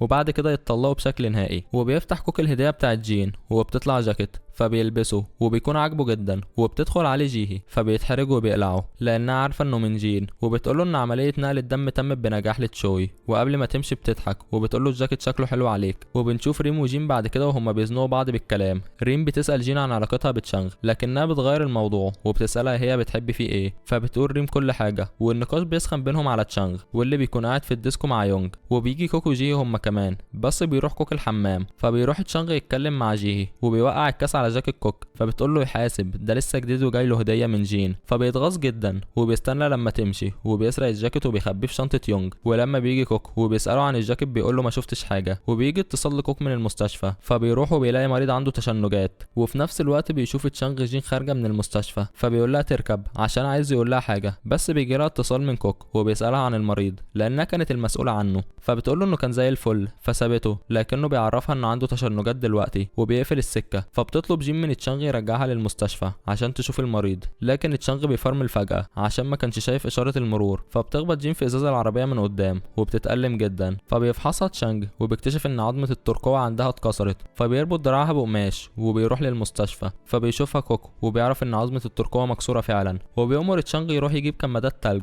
ومسكن للآلام. فبيروح وهو متضايق كده وبيرجع يديها حقنه المسكن وبيخليها تنام عشان ترتاح. وبعد شويه بيجي كوك يطمن عليها فبيتضايق تشانغ لما بيشوفه وبيقول له انت مهتم بيها ولا ايه. فبيطلب منه كوك يروح يتكلموا لوحدهم وبيقول له ايوه مهتم بيها، انت مالك بقى في حاجه بينكم انا ما اعرفش. فبيتعصب تشانغ وبيعترف بمشاعره اتجاه جين لاول مره بعد الطلاق وبيقول له ايوه انا معجب بيها. فبيتصدم كوك جدا وبيروح تشانغ يقعد معاها وبيفتكر اول مره قرب منها زمان، فبيوطي عليها وبيقرب منها تاني وهي نايمه. والصبح بيروح تشانغ الشيفت بتاعه وبيقول ليونج ان جين مصابه فمش هتشتغل، فبيقول له انت معجب بيها على الاخر. فبيتحرج تشانغ وبيقول له هو باين عليا قوي كده. فبيقول له ياه ده انت واقع في شوشتك يا عم. وبيساله عن الجاكيت اللي في الشنطه ده. فبيقول له تشانج خبيه بسرعه وشيله عندك لحد ما اطلبه منك. وبيروح يزور جين بس بيلاقي كوك عندها وبيوريها الاشعه المقطعيه اللي عملها على دراعها وبتطلع كويسه جدا، يعني في خلال ايام هتخف خالص. فبتشكره على مجهوده وبيمشي. فبيجي تشانج يطمن عليها وبيقول لها انها لازم تاكل حاجه عشان تاخد الدواء، وبياخدها الكافيتيريا وبياكلها في بقها. فبتكون محرجه جدا وبترفض وبتقول ان ايدها الشمال سليمه، لكنه بيمنعها لان اي حركه هتسبب لها الم. فبتسمع كلامه وبتاكل من ايده وهي محرجه وبيتمشوا سوا. وبتكون جين عايزه ترجع تشتغل بس بيقول لها تشانج انها لازم ترتاح عشان اصابتها. وفجاه بتيجي ريم تسلم على تشانج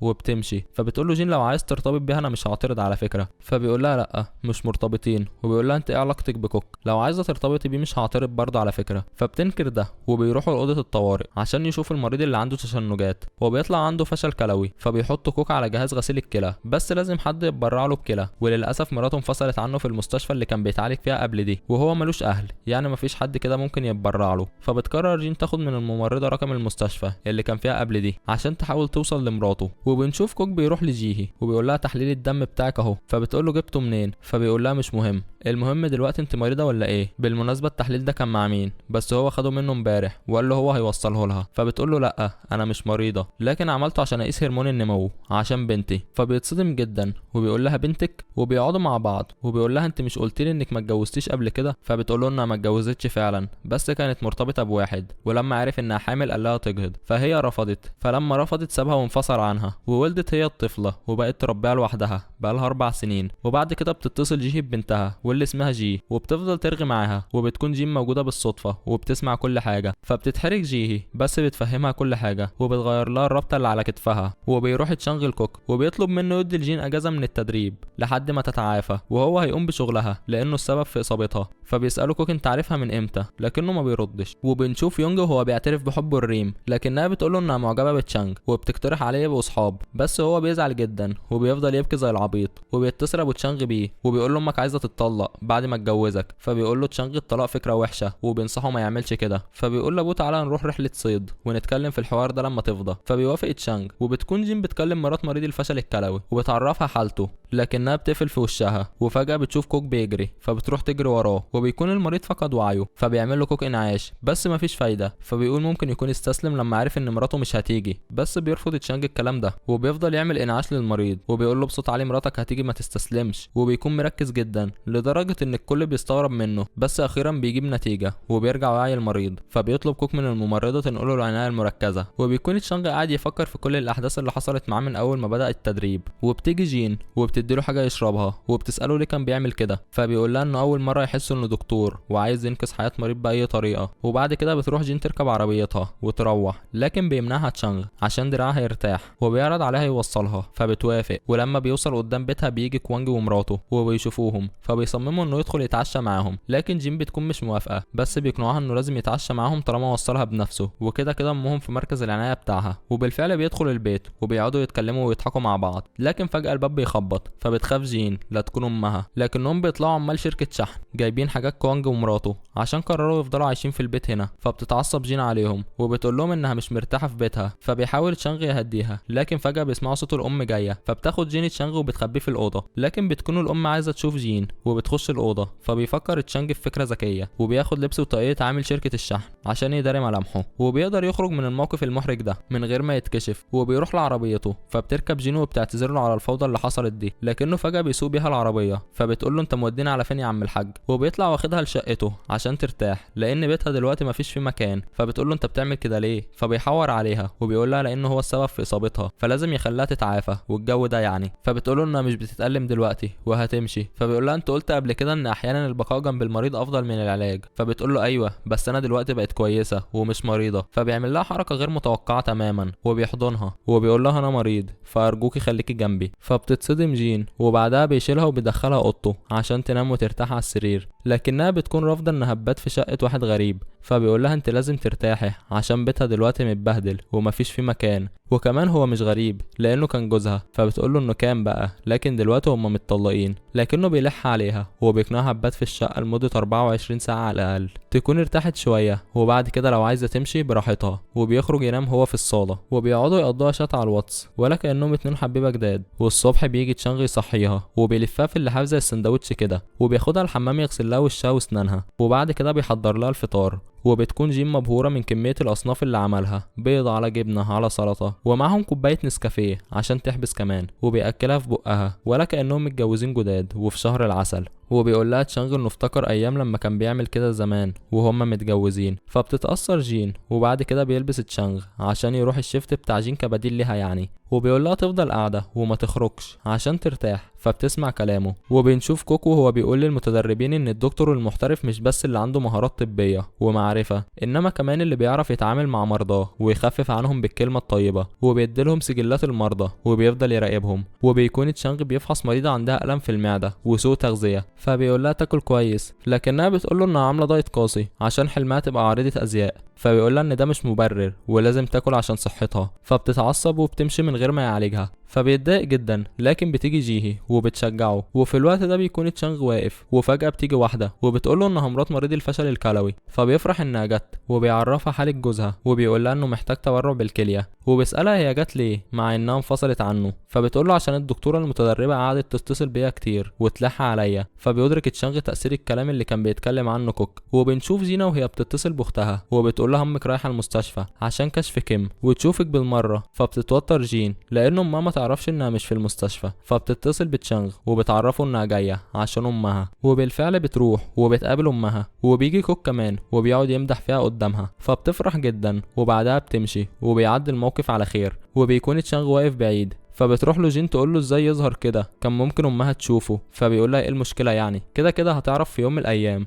وانا افضل ان اسلم عليها بنفسي احسن ما تقفشني هي. وبيعرفها ان مرات مريض الفشل الكلوي جت تزوره النهارده فعلا بسببها هي، فبتفرح جين جدا. وبيبص لها تشانغ في وشها وبيحس بالراحه وبيعترف اخيرا، وبيقول لجين انه عايز يبدا معاها من جديد عشان ما يندمش بعد كده. فبتتصدم جين جدا ومش بتعرف ترد عليه من كتر الاحراج. وبعد كده بياخدها يركبها تاكسي عشان تروح وترتاح، فبتقوله ان اول ما يرجع هتقوله على ردها، وبعدها بتمشي. وبيروح تشانغ يسأل جيهي هل ممكن الواحد يحب نفس الشخص مرتين، فبتقوله انها بتحصل عادي، وفي الحالة دي بيكون الواحد حبه اقوى من اللي قدامه، عشان كده رجع ينجذب له تاني، بس في نفس الوقت بيكون اسعد. فبيقول لها انا قلت كده برضه. وبعد كده بيروح لكوكي يديله الجاكيت بتاعه، وبيعرف ان هو اللي سرقه عشان يتضايق لما عرف ان جين جابتهوله. فبيقول له كوك ايه يا ابن شغل عيال ابتدائي ده. فبيقول له تشانغ انه معجب بجين ومش هيسيبها حتى لو اضطر يتواجه معاه عليها، وبيوطي عليه وبيقول له ابعد عن جين وبيمشي بعدها. فبيقول كوك لنفسه الواد اتشرس عليا ولا ايه. وبتيجي جيهي وبتتكلم مع كوك وبتشوف الجاكيت عنده، فبتساله لقاه فين، فبيقول لها ان تشانغ كان سرقه عشان كان متضايق مني لما شافني قريب من جين لانه معجب بيها. فبتتصدم جيهي وبتربط الكلام ببعض، وبتعرف ان الشخص اللي كان بيتكلم عليه تشانغ هي جين، وانه حبها مرتين. وبنشوف طايو هو بيتصل بمراته وبيقول لها انه عازمها هي واخواتها على الغدا، وفعلا بيروحوا المطعم وبيقعدوا يتكلموا مع بعض، وبيكون الكل بيحب طاي ما عدا العقربة مراته. ولما بيسألها جين عن جواز ابنها، فبيقول طاي ان تشانغ مش صغير وهو هيقدر يلاقي الشخص اللي عايز يكمل معاه حياته. لكن بتعترض سونغ وبتقول له مالكش دعوه انت بيه غير انك تبقى موجود في الفرح وبس، وانا هخليه يتجوز ريم. وبنشوف تشانغ وهو بيلبس وبيستعد عشان يمشي، لكن بيقابله كوك وبيقول له بخصوص كلامك عن جين في مكتبي انا مش بستسلم بسهوله، وبيبتسم له وبيمشي. فبيتضايق تشانغ لكنه بيفكس وبيروح يشتري اكل لجين، بس بتتصل عليه امه وبتقول له انها عايزه تقابله ضروري. فبيروح للمطعم اللي هي فيه وبيلاقي معاها ريم، فبيتعصب وبيقرر يتجاهل وجودها وبياكل. فبتزعل ريم وبتمشي، فبتتعصب سونغ وبتقوله انت مالك كده مش مظبوط ليه. فبيقول لها انه مش عاجبه تصرفاتها، وبيطلب منها بعد كده تعرفه لو ريم موجوده، وبيسيبها وبيمشي. وهي بتقعد تغل وتاكل في نفسها، وبيرجع تشانغ لشقته وبيسخن الاكل عشان برد. فبتستغرب جين لانه جايب شوربه ديل التور، مش عارف ايه شوربه ديل التور دي بس مشيها، وهو مش بيحبها وبتساله عن السبب. فبيقول لها انه جابها عشان هي بتحبها، وبيقرر ياكل معاها منها كمان الحب ولع في الدورة خلاص يا جدعان. وفي نفس الوقت بيكون كوك قاعد بيفكر في جين وبيبعت لها رسالة يطمن عليها، وبيقعدوا الاتنين يتكلموا، وبتقول له جين بخصوص كلامك ان احنا نبدأ من جديد انا فكرت في الموضوع. وبتقول له انا مريت بوقت صعب بعد الطلاق، وصحيح ساعات بفتكر الذكريات الحلوة بتاعتنا بشكل عابر زيك. بس قبل ما تكمل بيقاطعها تشانغ وبيقول لها انا ما فكرتش بشكل عابر، انا قعدت طول الفترة دي اسأل نفسي وافكر في الموضوع، ومشاعري ناحيتك بجد مش مجرد مشاعر عابرة. وفي اللحظة دي بتشوف رسالة كوك وبتكون متوترة اكتر، بس بتقول انها مش هتقدر تبدأ من جديد وبتقوم عشان تمشي. فبيروح تشانغ وراها وبيقول لها بس انا مش هسيبك تمشي من هنا. وفجأة بيقرب منها وبيعمل لها تنفس صناعي وسط حالة من الصدمة والذهول من جين، وبتقول له جين ما ينفعش اللي انت بتعمله ده، وبتسيبه وبتمشي. لكن في اللحظة دي بتكون سونج وصلت للشقة عشان تتكلم مع ابنها بخصوص ريم، وبتفتح باب الشقة وبتتصدم صدمة عمرها لما بتشوف جين، وبتسألها وبتقول لها انت بتعملي ايه هنا؟ فبيقول لها تشانغ انا اللي جبتها شقتي. وبيقول لامه تمشي، فبتتصدم وبتقول له انت بتطرد امك؟ فبيقول لها ايوه، وبيطلب منها كمان تبطل تزعجه وتجيله من غير ما تعرفه قبلها. وبياخد جين عشان يوصلها لبيتها بما انها مصرة تمشي، وبتكون سونج القرشانة في حالة صدمة ومش قادرة تستوعب. وان جيت للحق ما يصحش برضه، الواد قليل الادب ما ينفعش يعمل كده، ده مهما كانت امه برضه. وفي الطريق بتسال جيني تشانغ ليه اتكلم مع امه بالشكل ده، فبيقول لها لانه مش هيسمح لامه تاذيها وتجرحها تاني زي زمان. فبتقول له انها نسيت كل ده ومفيش اي حاجه خلاص، لكنه بيقول لها برضه لازم يعوضها عن كل الاهانات اللي اتعرضت لها قبل كده. وبيمسك ايدها وبيديها حته رومانسيه من بتوع كده، وبيقول لها انا مستعد امشي معاكي واحده واحده بالراحه تاتا تاتا عشان نبدا من جديد. لكنها بتقول له ما تفكرش في موضوع ان احنا نبدا من جديد ده، لانها كده حابه حياتها. فبيقول لها انه فاهم قد ايه هي عانت بعد الطلاق عكسه، بس هو دلوقتي اتغير وادرك قيمتها. فبتقول له انا مش جامده اول الدرجه دي يعني. فبيقول لها بس يا بت مالكيش دعوه، وبيوصلها. فبتنزل من العربية وبتروح، وبيرجع تشانغ شقته وبيقعد مع امه وبتسأله عن اللي حصل بينه وبين جين، لكنه بيتجاهلها. فبتتعصب وبتقوله انت سايب ريم عشانها؟ فبيقول لها انه معجب بيها وعايز يبدأ معاها من اول وجديد، وبيطلب منها ما تعملهاش وحش تاني. فبتقوله ده نفس كلامك لما اتجوزتها اول مرة، انت فاكر ايه اللي حصل بعدها؟ لو مش عايز تفشل تاني اسمع كلامي. فبيقول لها مش ناسي حاجة، بس الوضع دلوقتي مختلف، وحتى لو فشلت انت مالك، دي حياتي انا، افشل مرة واتنين وعشرة دي حاجة تخصني انا. وبيطلب منها تمشي، فبتتضايق وبتتعصب جدا. وبنشوف جين وهي قاعدة عمالة تفكر في كلام تشانغ، وبتفتكر ذكرى اليوم اللي طلقها فيه ومشي من البيت، وامه جت هزقتها وقالت لها انها دمرت حياة ابنها وخلته يبقى بايع ادوية بدل ما كان هيبقى دكتور محترم، وبتشبهها بالبرق اللي عكر السما الصافية. وبتفضل تبكي وتفتكر قد ايه عانت بعد الطلاق ده. وتاني يوم بنشوف كوانغ معاه عربية واحد صاحبه هيشتغل عليها في نقل الادوات الموسيقية، وبيعرض على جين يوصلها للمستشفى. فبتوافق، وفي الطريق بيسألها ليه اتطلقت من تشانغ مع انهم شكلهم منسجمين مع بعض. فبتقول جين انها اتجوزت وهي صغيرة وما كانتش فاهمة شخصية تشانغ، وان الجواز مسؤولية ومشاركة شخص تاني حياته، وهي فشلت. لكن كوانغ بيرفع معنوياتها وبيقول لها ان الطلاق مش فشل، وبيضرب لها مثال بشغله كموسيقار، وبيقول لها انه بيتدرب عشان لما يطلع على المسرح يتفادى انه يعمل اخطاء. اما الجواز مفيش فيه تدريب، فطبيعي يحصل اخطاء، وهي دي اللي بتكون بمثابة التدريب عشان فيما بعد يتم تفادي الاخطاء. يعني بالبلدي كده عايز يقول لها ان حاليا مرت بالتجربة، فلو خدتها تاني مش هتكون زي اول مرة. فبتقتنع جين بكلامه وبتشكره على تشجيعه ليها. وبعد كده بنشوف مريض جاي من عيادة خاصة فاقد للوعي بسبب انهيار سقف على راسه، فبتاخد جين سجل المريض الطبي وبتديه للممرضة عشان تشوف عنده ايه، لكنها مش بتعرف. فبتنادى على البروفيسور هان يشوف في ايه، فبيتصدم لما بيلاقيه مصاب بأعراض عدوى جاكوب، ودي عدوى بتنتقل عبر التلامس وبتكون مميتة، يعني في خلال سنة بالكتير هتقضي على الشخص ده. فبيترعب يونغ وسانغ اللي بيكونوا واقفين جنب الممرضة، وبتفحص جين المريض ومش بتكون عارفة انه مصاب بالعدوى دي. فبتطلب من يونغ وسانغ يساعدوها، لكنهم مش بيسمعوا كلامها. فبيجي تشانغ وبيحذروا يونغ وسانغ من لمس المريض بسبب عدوى جاكوب، لكنه مش بيقدر يسيب جين لوحدها وبيدخل يساعدها. وبيشوفوا دماغ المريض عماله بتنزف جامد وبيخرج منها السائل الشوكي ده، فبيمسك تشانغ المطهر وبيمسح بيه وش جين وبيقول لها تخرج لان المريض مصاب بعدوى جاكوب، لكنها بترفض عشان مفيش حد تاني غيرهم. وبيجي كوك وبيشوف يونغ وسانج واقفين بره، فبيسألهم مش بيساعدوهم ليه، فبيعرفوا ان المريض مصاب بعدوى جاكوب، فبيتعصب عليهم وبيقول لهم انتوا معتبرين نفسكم دكاتره ازاي. وبيدخل يساعد تشانغ وجين وبيقدروا يوقفوا نزيف المريض، وبيمسح كوك وش تشانغ بالمطهر وبيشكرهم على شجاعتهم عكس زمايلهم التانيين. لكن بعدها على طول بيجي الدكتور اللي عمل للمريض التحاليل وبيعرفهم ان تحليل عدوى جاكوب طلع سلبي، فبيفرحوا جدا. وبيقول كوك ليونج وسانج تعالى لي بقى يا جبان منك ليه، وبينفخهم وبعد كده بيقول تشانغ لريمو ان اتجوز قبل كده وطلق، مش سنجل زي ما كان مفهمها، لكنها بتقوله ان الموضوع ده مش فارق معاها ومش بتزعل. وعلى الجانب الاخر بتسمع جين الممرضة بتقول الرئيس ايده اتحرقت، فبتترعب جين، وده لان كلمة الرئيس دي بتتقال لكوك،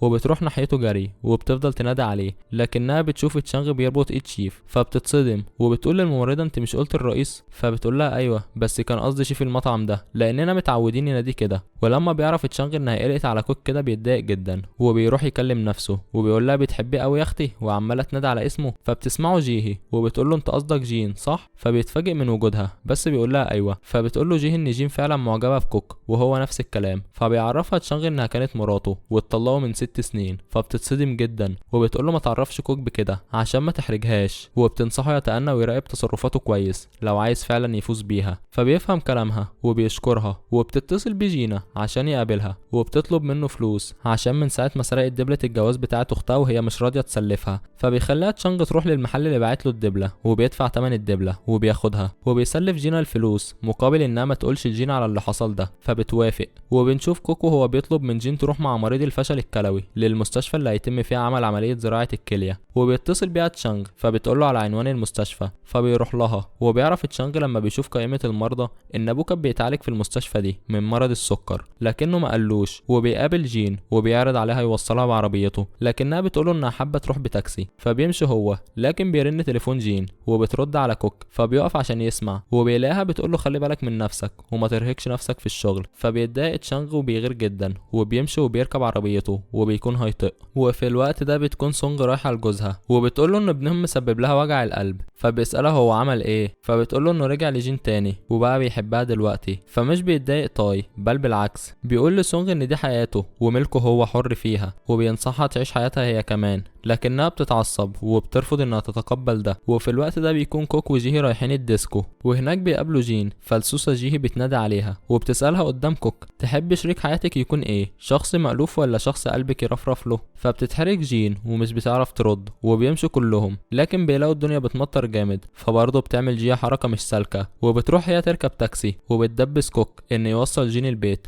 وبالفعل بتركب معاه. وفي السكة بتسأله جين نفس السؤال بتاع جيهي فبيقول لها كوك شخص قلبي يرفرف له. فبتبتسم جين وبتتكسف قلبي خصاية. وبنشوف تشانغ في الوقت ده في عربيته وواقف قدام بيت جين عشان يقدم لها الدبلة بتاعت جوازهم مرة تانية، لكن تأتي الرياح بما لا تشتهي السفن. بيشوف جين وصلت للبيت وهي راكبة عربية كوك، وكمان بينزل كوك يغطيها من المطر بالجاكيت بتاعه زي الحبيبة ما بيعملوا في الأفلام. فبيتصدم تشانغ وبيتضايق وبيغير جدا وبيوصلها كوك لحد باب البيت وبعدها بيمشي. وبيكون تشانغ زعلان جدا وبيمشي هو كمان. وتاني يوم بيشوف جين في المستشفى لكنه بيتجاهلها فبتلاحظ جيهي ده. وبنشوف في الوقت ده طفل بيجي للمستشفى وهو مصاب فبيكشف عليه تشانغ وجين وبيعرفوا انه وقع وهو بيلعب كوره وعنده كسور في دراعه. فبيجي كوك وبيقول لهم يعملوا له اشعه سينيه عشان تحدد كل حاجه بدقه، وبالفعل بياخدوه تشانغ وجين وبيعملوا له الاشعه دي. وبيسال كوك الممرضه فين الوصي عليه فبتقول له انه محدش رد خالص. فبيروح هو وجيهي يسالوا الطفل فبيقول ان اهله انفصلوا عن بعض، امه سافرت امريكا وابوه ما يعرفش هو فين، وجدته اللي كانت بتعتني بيه ماتت من سنه. فبيتأثر كوك وبتيجي نتيجة الأشعة وبيطلع عند الطفل اللي اسمه تشول خلع في الكتف. فبتقول جيهي انه محتاج يتجبس كده فبيطلب كوك من جين تجبس له دراعه فبتعمل كده لكن تشول بيتألم. فبيتدخل تشانغ وبيقولها لازم تثبت دراعه بشكل مظبوط الاول عشان ما يتألمش. وبالفعل مش بيحس تشول بالألم وبيقعد يضحك على جين وبيقولها الراجل ده طب الطب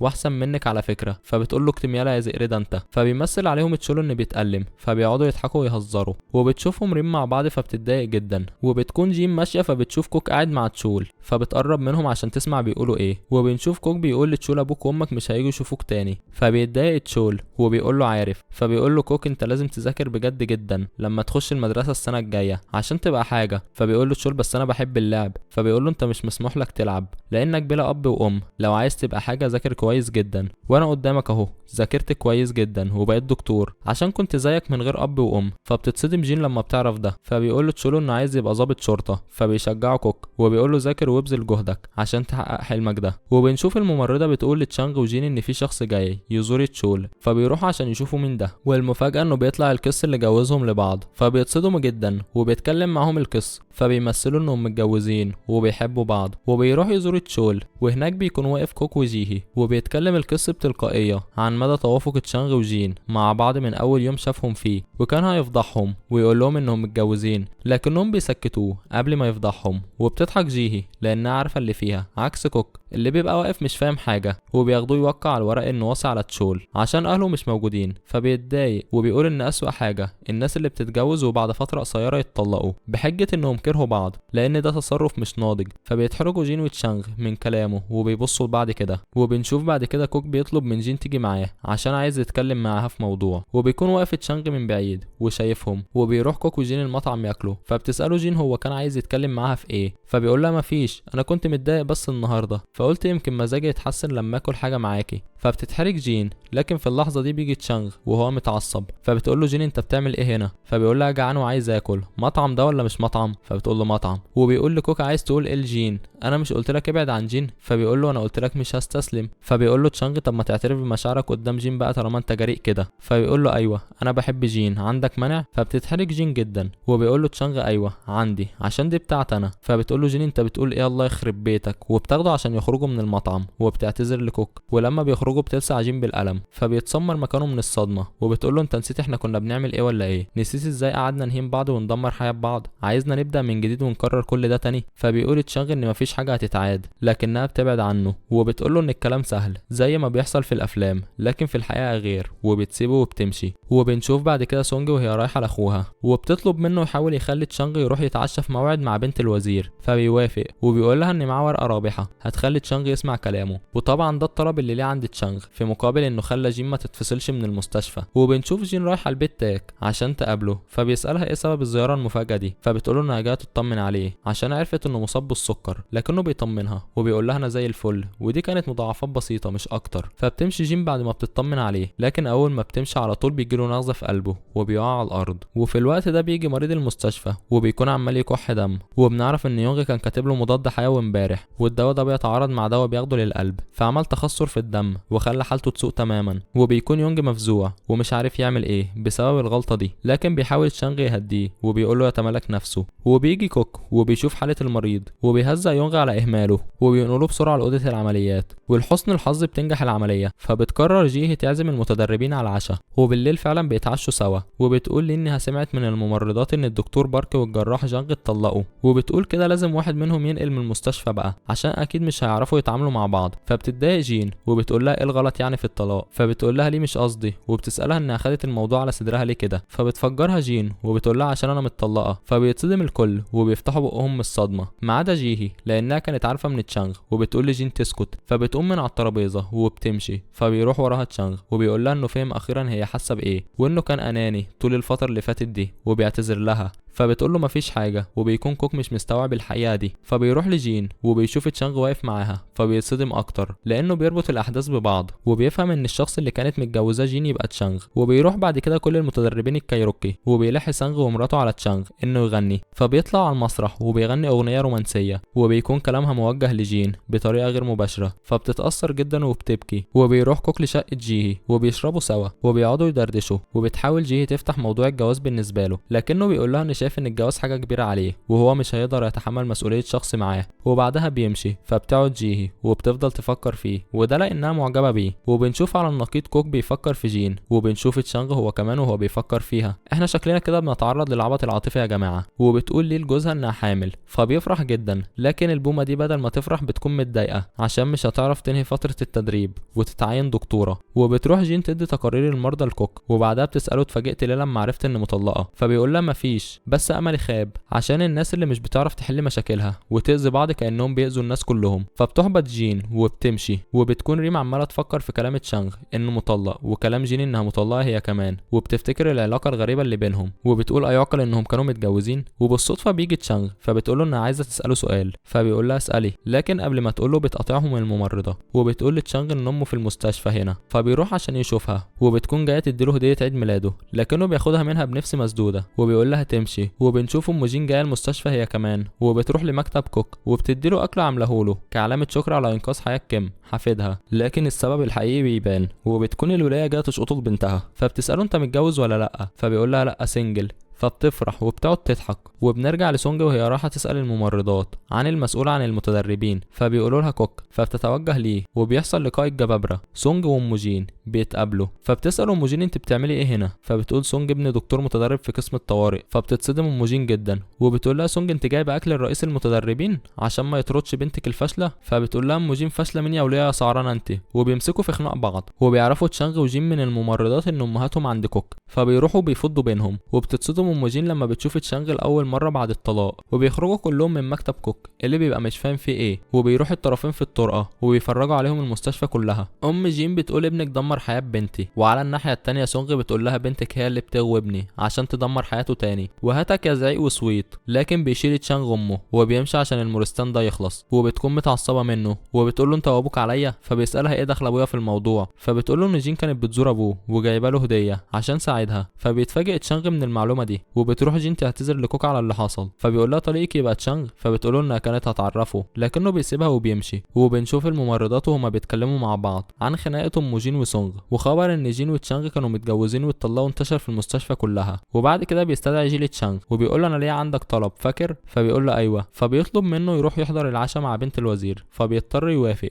وبالليل بيوصل جيل وسونج لكن تشانغ وابوه مش بييجوا. فبتتصل سونج بابنها وبتقول له انت فين؟ فبيقول لها انه جاي، وبتساله عن ابوه عشان مش بيرد عليها، لكنه بيقول لها انه ما يعرفش عنه حاجه. وبعد ما بيقفل السكه بيتصل بابوه لكن اللي بيرد عليه الخدامه، وبتقول له انه تاي مش موجود دلوقتي في البيت، وبتعرفه بالنغزه اللي جات له من كام يوم دي. فبيفتكر تشانغ ان ابوه عنده السكر وكلام امه عن تواصل جين معاه، فبيقرر يفكس للعشاء وبيغير طريقه وبيروح للمستشفى. وبيتصل بجين يسالها عن ابوه، فبتقوله ان هزارته من كام يوم بس. فبيقفل تشانغ. فبتحس جين ان في حاجه، وبيعرف تشانغ من الدكتور المسؤول عن ابوه ان عنده مضاعفات حصلت بسبب السكر، وهي فشل كلوي وضيق في الشرايين، وده ممكن يؤدي لجلطه دماغيه. وفي الوقت ده بتكون جين راحت لمكتب تاك وبتعرف ان اغمى عليه على الشاطئ وجاي البيت حالا. فبتتصل بتشانغ وبتعرفه، وبيجي فعلا تاك وهو مغمى عليه. وبيوصل تشانغ وبيفحصوه وبيطلع عنده نزيف في الصدر، وبتكون حالته متاخره جدا. وبيقول تاك اول ما بيشوفهم انه سعيد انهم رجعوا لبعض وبيحتضر، لكن بيحاول تشانغ باقصى جهده يعالجه ويوقف النزيف. لكن للاسف بيفقد ابوه الوعي، بس بيتمالك تشانغ اعصابه وبيخيط الجرح عشان يوقف النزيف. وبالفعل اخيرا بيعمل كده وضغط دم ابوه بيرتفع. فبيتصل بكوك عشان يجهز اوضه العمليات، وبيروحوا بالفعل. وبيبدا تشانغ يشرح لكوك حاله ابوه، وبيعملوا كل الاجراءات المتاحه من اشعه وتحاليل. وبيقول كوك لو ما فاقش هيضطر يستخدم المنظار. وبتوصل سونج ومعها جيل للمستشفى بعد ما اتصل بيها تشانغ وقال لها، وبتروح عشان تشوف تاك وهو في اوضه العمليات، وبتشوفه وهو فاقد الوعي. فبتسال كوك وبتقول له هو تاك هيموت؟ لكنه مش بيرد. وبيجي جيل وبيهديها وبيقول لها انه مش هيموت ان شاء الله. وبيشوفوا هما الاتنين جين في الطرقه. وبتسال سونج ابنها ازاي ما عليكش ابوه لحد ما وصل للحاله دي؟ فبيقول لها انه ما كانش يعرف، ولولا جين اللي اتصلت بيه اول ما عرفت كان زمانه مات دلوقتي. فبيتصدم جيل، لكن القرشانه برضه بدل ما تشكر جين بتقول لتشانغ انت بتجيب سيرتها قدامي، عايز تموتني يالا؟ فبيتعصب تشانغ وبيقول لها تمشي، ولو في حاجه هيبقى يتصل بيها. وبنشوف سانج ومراته بيتكلموا عن جواز تشانغ وجين، وبتسمعهم ريم وبتعرف منهم كمان ان ابوه في المستشفى. فبتروح تطمن عليه وبتسال تشانغ عن حالته. فبيقول لها انه تجاوز مرحله الخطر لحسن الحظ، وبيعتذر لها انه ما جاش العشاء امبارح، لكنها بتتفهم موقفه لانه كان مع ابوه. وبنشوف الكائن ده اللي لا يقل صفارة عن سونغ، وهو البروفيسور هان. بيقابل جين وبيقول لها انت بتلعبي بديلك مع كوك عشان تفضلي في منصبك؟ فبتقول له ايه الكلام ده، احترم نفسك. لكنه بيستمر في كلامه وبيقول لها انت بالنسبه له واحده سهله ورخيصه عشان مطلقه. فبيسمعوا تشانغ اللي الغضب بينط في عروقه وبيروح ناحيته عشان يربيه، لكن بيجي قبله كوك وبيرزعه بالبوكس وبيقول له ما ترميش قرفك على واحده بريئه. فبيتعصب وبيقول له حته الدكتور يضربني؟ انا البروفيسور، انا هوريك. وبيطلب كوك من جين تجيله المكتب عشان عايز يتكلم معاها. ولما بتيجي بيقول لها انا اسف، وبيقرب منها عشان يعمل لها تنفس صناعي. وهوب، لا مفيش هوب ولا حاجه. الاخ بيظل سنجل بائس حزين وكان بيتخيل مش اكتر. ولما بتيجي جين بجد بيكون محرج جدا، بس بيقول لها ان مش مهم هي مطلقه ولا لا، ده مش فارق معاه ولا خاب امله فيها ولا حاجه. وبيعترف انه كان قاسي عليها شويه، وفي الاخر بيسيبها وبيمشي. وبنشوف سونج وهي عند تاي وبتطمن عليه. فبيقول لها كوك انه بيتحسن اهو، بس لازم يتجنب التوتر والعصبيه. فبيقول لها تشونج واخده بالك ها؟ فبتقول له فهمت. وفي الوقت ده بتسال ريم سانغ عن يونغ، فبيقول لها انه ما شافوش خالص النهارده. فبتستغرب ريم وبيفوق تاي وبيكون مبسوط من وجود جين وتشانغ. وبيقول لجين انا مبسوط انك بقيت دكتوره لدرجه ان ممكن اموت دلوقتي وانا مبسوط. فبتقول له بعد الشر يا عم، انت هتخف وهتبقى حديد كمان. واول ما بتمشي بيقول تاك لابنه اتمنى انكم ترجعوا لبعض، من جديد. فبيقول له تشانغ انا كمان اتمنى، بس للاسف جين لقت شخص افضل مني وهي دلوقتي معجبه بيه، وطبعا يقصد كوك. اما ريم فبتتصل بيونغ لكن موبايله بيكون مغلق، فبتفتكر حفلة موسيقى قال لها انه هيروح فيها وقال لها تيجي تتفرج عليه، لكنها رفضت وقتها. بس بتروح لهناك دلوقتي يمكن تلاقيه، وفعلا بتلاقيه وبتسأله مختفي ليه، فبيقول لها انه مش هيقدر يكمل كطبيب لانه غير مؤهل، وكل ده بسبب المريض اللي كتب له دواء خلى حالته تسوء اكتر. فبتحاول ريم تهديه وبتقعد سونج مع تاك، لكن فجأة تنفسه بيزيد بشكل سريع جدا، فبتجري على الممرضات تقول لهم، وبتشوفها جين في اللحظة دي فبتسألها في ايه، فبتقول لها اللي حصل وبتروح معاها. ولأول مرة بنشوف سونغ بتقول لجين انت دكتورة ارجوك انقذي تاك زي ما انقذتيني، فبتركب له جين كيس اكسجين لحد ما يجي كوك وينقله له غرفة العناية المركزة. وبتكون جين قلقانة وخايفة ان تاي يموت وبتنهار من البكاء، فبيحضنها تشانغ وبيحاول يطمنها انه هيبقى كويس. وبيجي كوك وبيقول لهم ان الليلة دي هتكون حرجة، وده مصطلح معناه ان المريض لازم يعدي الليلة دي عشان يعيش. فبيغموا على سونغ من الزعل، وبيقعد تشانغ وجين مع تاي الليلة دي. وبتقول جين انها بتعز تاي جدا لان بعد ما اتطلقت محدش كان عامل لها قيمة الا هو، وراح لها وقال لها ان الطلاق ده مجرد صخرة في طريق طويل جدا، وبسبب كلمته دي وصلت للي هي فيه دلوقتي. وبيروح كوك وبيقول لسونغ على حالة تاي، فبتقرر تروح تقعد جنبه وبتطلب من تشانغ يسيبوهم لوحدهم، وبتفضل قاعدة معاه لحد ما فجأة جهاز القلب بيعمل صوت، فبيجي تشانغ وجين وكل الدكاترة يلحقوه، لكن للأسف الشديد بيموت تاي. فبينهار تشانغ من البكا، وسونغ مش بترضى تصدق اللي حصل وبتقعد تقول لجين انقذي ارجوكي، لكن خلاص مفيش حاجة ممكن تتعمل. وبيعلن كوك وفاة تاي بشكل نهائي. وبتقعد جين بعد كده وبتبص على البلطو بتاعها، فبتفتكر اخر كلام قاله لها تاي قبل ما يموت،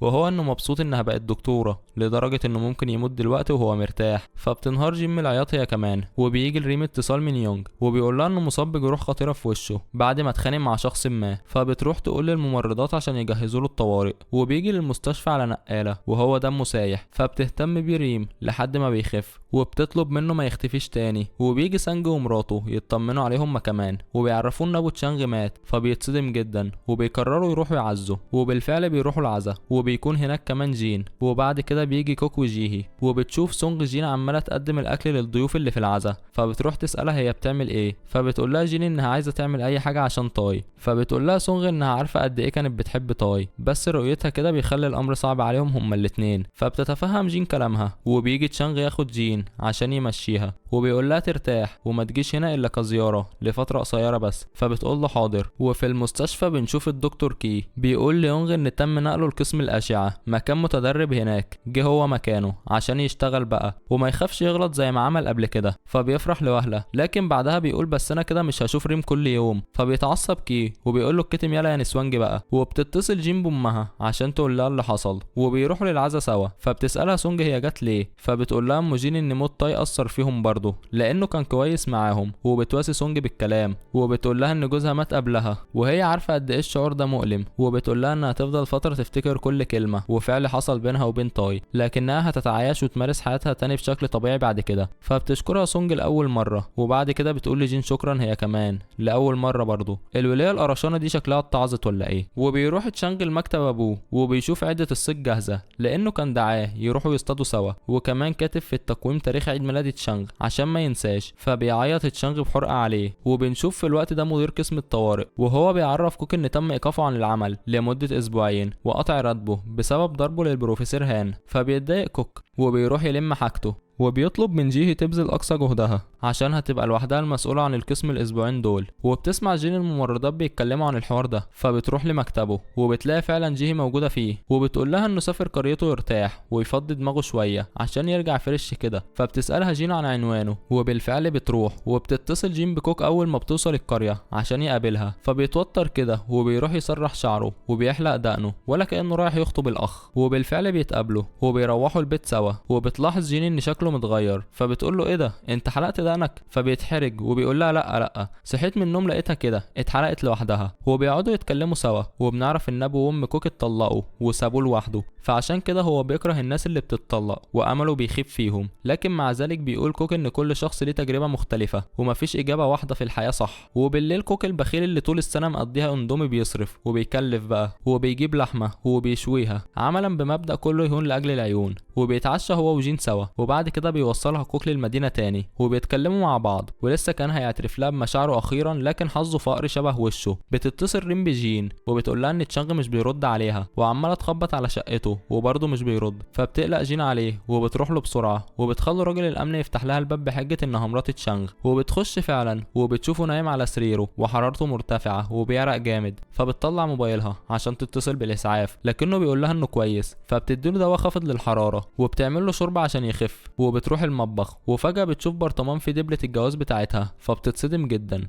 وبيجي تشانغ فبتساله الدبله دي بتعمل عنده ايه، فبيقول لها انه استرجعها من جينا، وبيسالها هي ليه كانت محتفظه بيها عندها بعد الطلاق، فبتصدمه جين وبتصدمنا كلنا وبتقول له لان مصيرنا لسه ما انتهاش، وبتعترف انها كانت خايفه ترجع تحبه تاني من اول وجديد زي المجنونه. فبيقول لها تشانغ انت بتقولي كده عشان موت ابويا بس، وده السبب اللي خلاكي تعزيه وتتواصلي معاه اصلا، باختصار انت بيصعب عليك الشخص اللي بيعاني فبتتكون عندك مشاعر تجاهه، وبيطلب منها تمشي عشان مش حابب انه يستغل النقطه دي عندها، فبتسمع كلامه وبتسيبه وبتمشي. وبعد كده بتروح جين وبتفحص الاشعه بتاعت ست عجوز وبيطلع عندها التهاب رئوي وسرطان في الكبد، فبتتصدم الست وبتفضل تقول لا لا انا ما عنديش سرطان، لكن بتيجي جيهي وبتحاول تهديها لكن الست العجوز مش بتهدى، وبتتصل بابنها عشان تعرفه وبتفضل تبكي جامد. فبتقول جيهي لجين في مكتبها ان لازم تقول للمريض مرضه بس تختار الوقت والاسلوب المناسب. اما تشانغ فبيقرر يرجع التدريب تاني وبتشوفه ريم وبتطمن عليه فبيشكرها وبيقول لها انها بنت طيبه وبيعتذر لها انها اتجرحت بسببه، لكنها بتبتسم وبتقول له مفيش حاجه لانها ادركت ان مفيش مكان ليها في قلبه. وبترجع جين لمريضه السرطان لكن بتلاقيها مش موجوده، فبتجري في المستشفى تدور عليها وبتشوف تشانغ اللي بيسالها مالك، فبتعرفه اللي حصل فبيقول لها يفترقوا وكل واحد يدور عليها، وبالفعل بيعملوا كده وبيلاقيها تشانغ لكن فجاه بيغم عليها والتنفس بيقف، وبتيجي جين وبيعرفوا ان عندها سرطان في الرئه كمان، فبيركب لها تشانغ انبوبه اكسجين عشان التنفس وبينقلوها لغرفه العمليات. وبيجي ابنها اللي بيكون الوصي عليها وبيزعق لجين بسبب انها قالت لامه على مرض السرطان وبوظت كل اللي كان بيعمله هو واهله في اخفاء المرض عنها، لكن بتيجي جيه تهديه وبتقوله ان من مسؤوليات الدكتور اخبار المريض باللي عنده، وكده كده كانت هتعرف قريب، وبتقوله انها دلوقتي على جهاز التنفس وهيشوفوا ايه اللي هيحصل بقى. وبيقول تشانغ انه هيدور على طريقه لعلاج المريضه عشان مش هيقدر يستحمل انها تموت زي ابوه من غير ما يعمل حاجه، وبتساعده جين وبتشكره على وجوده وانقاذها. وبيلاقي تشانغ مقاله على النت لعلاج الحالات اللي زي دي، والمفاجاه ان اللي كان كاتبها كوك، فبيقول لجيهي اللي بتتصل بكوك وبتقوله تعالى بسرعه في مريضه مصابه بسرطان في الرئه ولازم يتم استئصال الورم باستخدام تقنيه التبريد، وانت اللي كنت مخترع التقنيه دي. فبيقول لها كوك انا موقوف عن العمل اجي ازاي، فبتقول له يعني هتسيب المريضه تموت، فبيضطر يروح المستشفى فعلا وبيدخل اوضه العمليات وبيعمل العمليه بنجاح وبتستقر حاله المريضه. وبعد كده بيتكلم تشانغ مع كوك وبيعتذر له على تصرفاته الاخيره معاه بخصوص جين لانه ما كانش ناضج كفايه، لكن دلوقتي بعد وفاه ابوه فكر في حاجات كتير، فبيتقبل كوك اعتذاره وبيقول له انه لو كان مكانه كان هيعمل نفس اللي عمله. وقبل ما يكمل بيقاطعه تشانغ وبيقول له انه حاليا مشاعره متلخبطه ومش قادر يقرر، وبيمشي تشانغ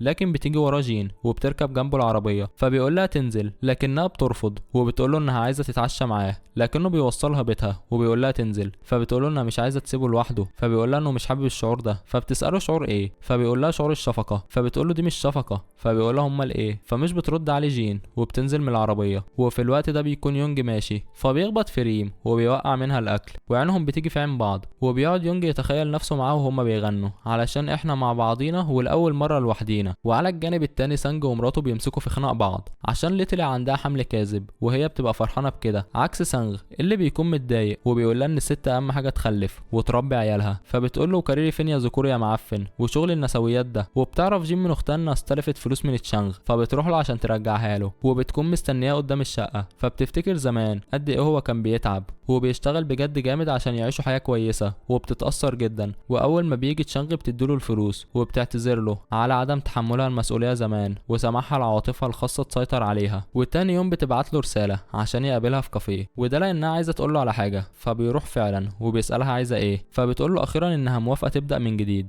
لكن الصدمه بقى ان تشانغ بيرفض المره دي وبيقول لها دي مشاعر مزيفه بدافع الشفقه وبس وهتروح مع الوقت، فبتقول له ما حصلش، فبيقول لها لا حصل، دور على شخص بقى يخلي قلبك يرفرف فعلا، وبيسيبها وبيمشي. عجبا لكم ايها الكوريون، هو يقرب منها هي ترفضه، ودلوقتي هي اللي بتقرب منه فبيرفضها ودوخيني يا لمونة. وبعد كده بتشوفه جين في المستشفى، فبتفضل تبص عليه ومش بتعرف تركز مع المرضى، فبتروح جري تدور عليه في كل حتة، ولما بتلاقيه بتاخده في مكان لوحدهم فبيقول لها في ايه، فبتطلع السماعة وبتحطها في ودنه وبتحط الناحية التانية على قلبها، وبيسمع تشانغ ضربات قلبها بتنبض بسرعة كبيرة جدا، وقال ايه عشان تثبت له ان مشاعرها مش مزيفة وانها عايزة ترجع له فعلا. وبتقول له ان بقالها فترة قلبها بيدق بسرعة جدا لما بتشوفه، بس كانت مخبية الموضوع عليه، فبيقول لها انا مش سامع حاجة، فبتستغرب وبتاخد السماعة تجربها عليه، وبتسمع صوت دقات قلبه عادي، فبتقول له ما هي شغالة هي لا، فبياخدها منها وبيقعد يزغزغها كده وبيفضل يضحك، وبيبوظ المشهد الرومانسي ابن الكئيبة. وبنشوف ابن مريضة السرطان جاي، فبتعرفه ان امه شالوا الورم منها خلاص وحالتها بتتحسن دلوقتي، وبيقول له تشانغ اهتم بيها بقى واخرج معاها في رحلة قبل فوات الاوان وتندم على ده. وبتكون ريم قاعدة تعالج راجل مصاب في رجله، لكنه بيطلع خنزير ومتحرش وبيقعد يبص عليها وبيمثل ان ركبته وجعاه عشان تقرب منه اكتر، فبتلاحظ ريم ده وانه بيضايقها وبتبعد، فبيجي تشانغ وبيقول له يمشي، لكن الخنزير ده بيرفض وبيقول له انه مريض وعايزها تكشف عليه، فبيقول له تشانغ انا جوزها يالا، فبيخاف وبيطلع يجري على طول، فبتشكره ريم. وبتكون جين شايفه الموقف ده فبتغير وبتروح تسال تشانغ الراجل كان بيعاكس ريم، فبيقول لها ايوه، فبتقول له هي فعلا جميله وعود فرنساوي كده، فمعرضه للمواقف دي كتير، فبيقول لها تشانغ هي فعلا حلوه، اعتقد انك مش هتواجه مشاكل من الناحيه دي، ده شمل يا فنان. فبتتضايق جين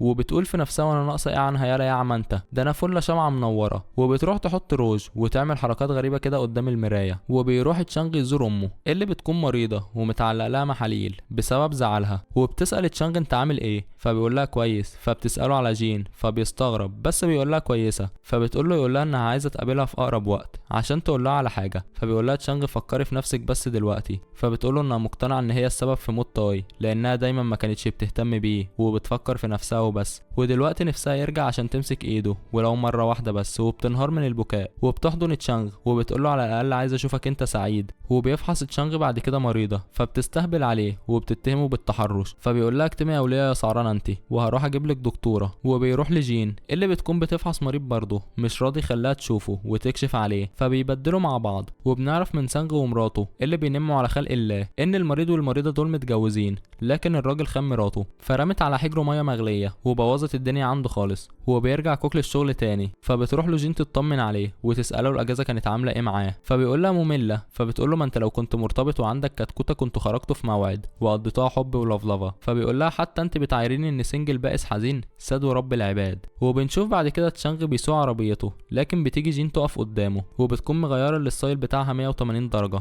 وعامله نفسها واحده خواجايه وبتتكلم انجليزي كمان، فبيقول لها ايه اللي انت عامله ده، فبتقول له تغيير عشان اخليك تفرفش اعزمنا على العشاء بقى، فبيوافق وبيروحوا المطعم وبتاكله في بقه كمان، وبعد كده بيتمشوا سوا، وبيقول لها تشانغ انه خايف انهم يبداوا من جديد وتحصل بينهم مشاكل وينتكسوا تاني لان المره دي التخطي هيكون صعب جدا، فبتقول له جينا عندك حق، فبيقول لها عشان كده خدي وقتك وفكري كويس في الموضوع، فبتقول له حاضر. وبنشوف كوكو هو عمال يفكر في كلام جين ويفتكر كل الذكريات اللي حصلت معاها وبيتزفت جامد، فبيروح لجي وهو مش شايف قدامه، فبتقعده على الكنبه وبتخليه يشرب ميه عشان يفوق شويه، وبعدها بينام على رجليها، فبتفرح جيهي. وتاني يوم الصبح بيكونوا ماشيين مع بعض في المستشفى، وبيقول لها كوك ما نمتيش كويس امبارح انتي، فبتقول له جي بس عدت فتره طويله على اخر مره نمنا فيها مع بعض، وهوب في اللحظه دي بتكون جين وراهم فبتسمعهم، ومن قوه الصدمه الموبايل بتاعها بيقع على الارض، فبيشوفوها وبتسالها جيهي في حاجه، فبتقول لها وهي محرجه لا مفيش، فبتقول جيهي الكوك تفتكر سمعتنا، فبيقول لها وفيها ايه يعني، الدكتوره بدا يبقى باد بوي تقريبا. وبتروح جين لكوك مكتبه عشان تديله نتيجه التحاليل بتاعه مريضه السرطان وبتطلع كويسه، بس محتاجه تاخد دواء معين كده لازم يكتبه لها، فبيقول لها بس الدواء ده غالي جدا هيتكلف 10 مليون وون في الشهر الواحد، يعني ابنها عايز ميزانيه اكتر من 100 مليون في السنه، والعلاج ده تراكمي يعني لو بدات فيه لازم تستمر. فبتقول له جين انها هتفهم الابن الموضوع ده لما يجي، وبتكون عايزه تساله عن اللي سمعته ده بس مش بتقدر، فبتمشي وهي متضايقه. وبتروح جينا لتشانغ وبتطلب منه طلب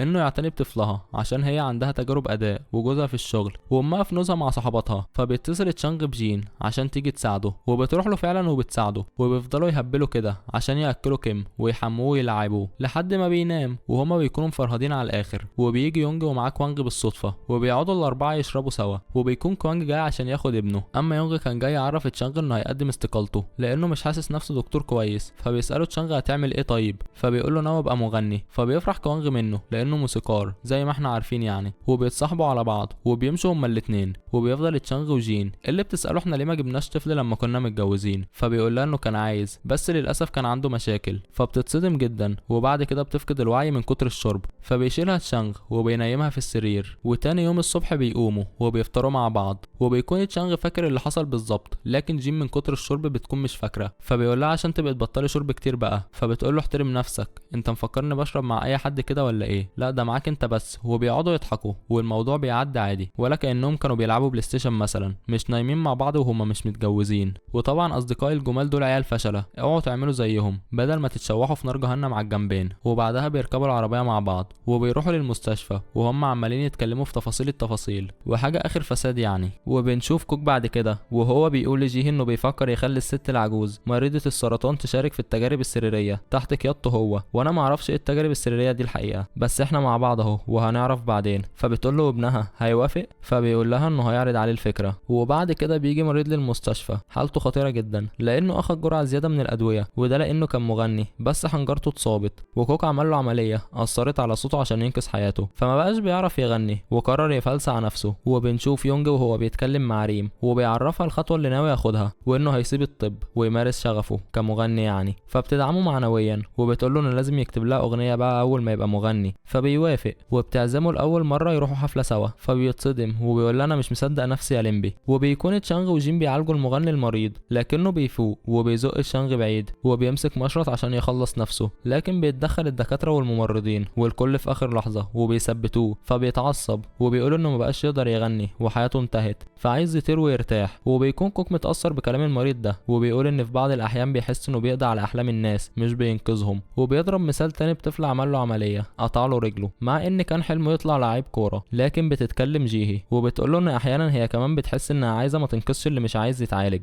لكن في النهايه بتنقذه لان الموت ما فيهوش اختيار. وبتيجي جين لمكتب كوك فبيديها تقرير مريضه السرطان وبيطلب منها تعرض تفاصيله على ابنها ويقرر هيعمل ايه. وبالفعل بتروح جين تعرض على الابن، لكنه بيقول لها ان في شخص تاني عرض عليه مقترح علاجي وهو البروفيسور هان. فبتروح جين تقول لتشانغ وتشرح له اهميه التجارب السريريه، فبيقتنع بكلامها وبيروح يشرح للابن. فبيقتنع هو كمان وبيقول له تشانغ لو احتجت تفاصيل اكتر كلمني. وبيرجع لجين فبتساله عملت ايه؟ فبيقول لها انه شرح للابن والقرار بقى يرجع له، بس غالبا هيوافق. وفي الوقت ده بنشوف البروفيسور هان وهو متعصب وبيروح لكوك وبيقول له انت سرقت مريضه السرطان مني بالتجارب السريه بتاعتك، انت بتكرهني طيب ولا شايل مني؟ وبيمسك فيه، لكن بتيجي جيهي وبتقول له انت بتعمل ايه؟ فبيسيبوا البروفيسور هان وبيمشي وهو متعصب. وبنشوف جين بتروح لتشانغ وبتقول له انها عايزه تروح السينما تتفرج على فيلم معاه. فبيقول لها في حد يشوف واحده جميله زيك كده ويرفض؟ وبعد كده بتروح جين تتكلم مع جيهي وبتسالها عن طبيعه العلاقه بينها وبين كوك. فبتقول لها جيهي انهم كانوا مرتبطين من 6 سنين بس انفصلوا. فبتزعل جين وبتقول لها بس انتوا الاتنين لايقين على بعض جدا. فبتبتسم جيهي وبتشكرها. ولما بيخلص تشانغ وجين الشيفت بتاعهم بيستعدوا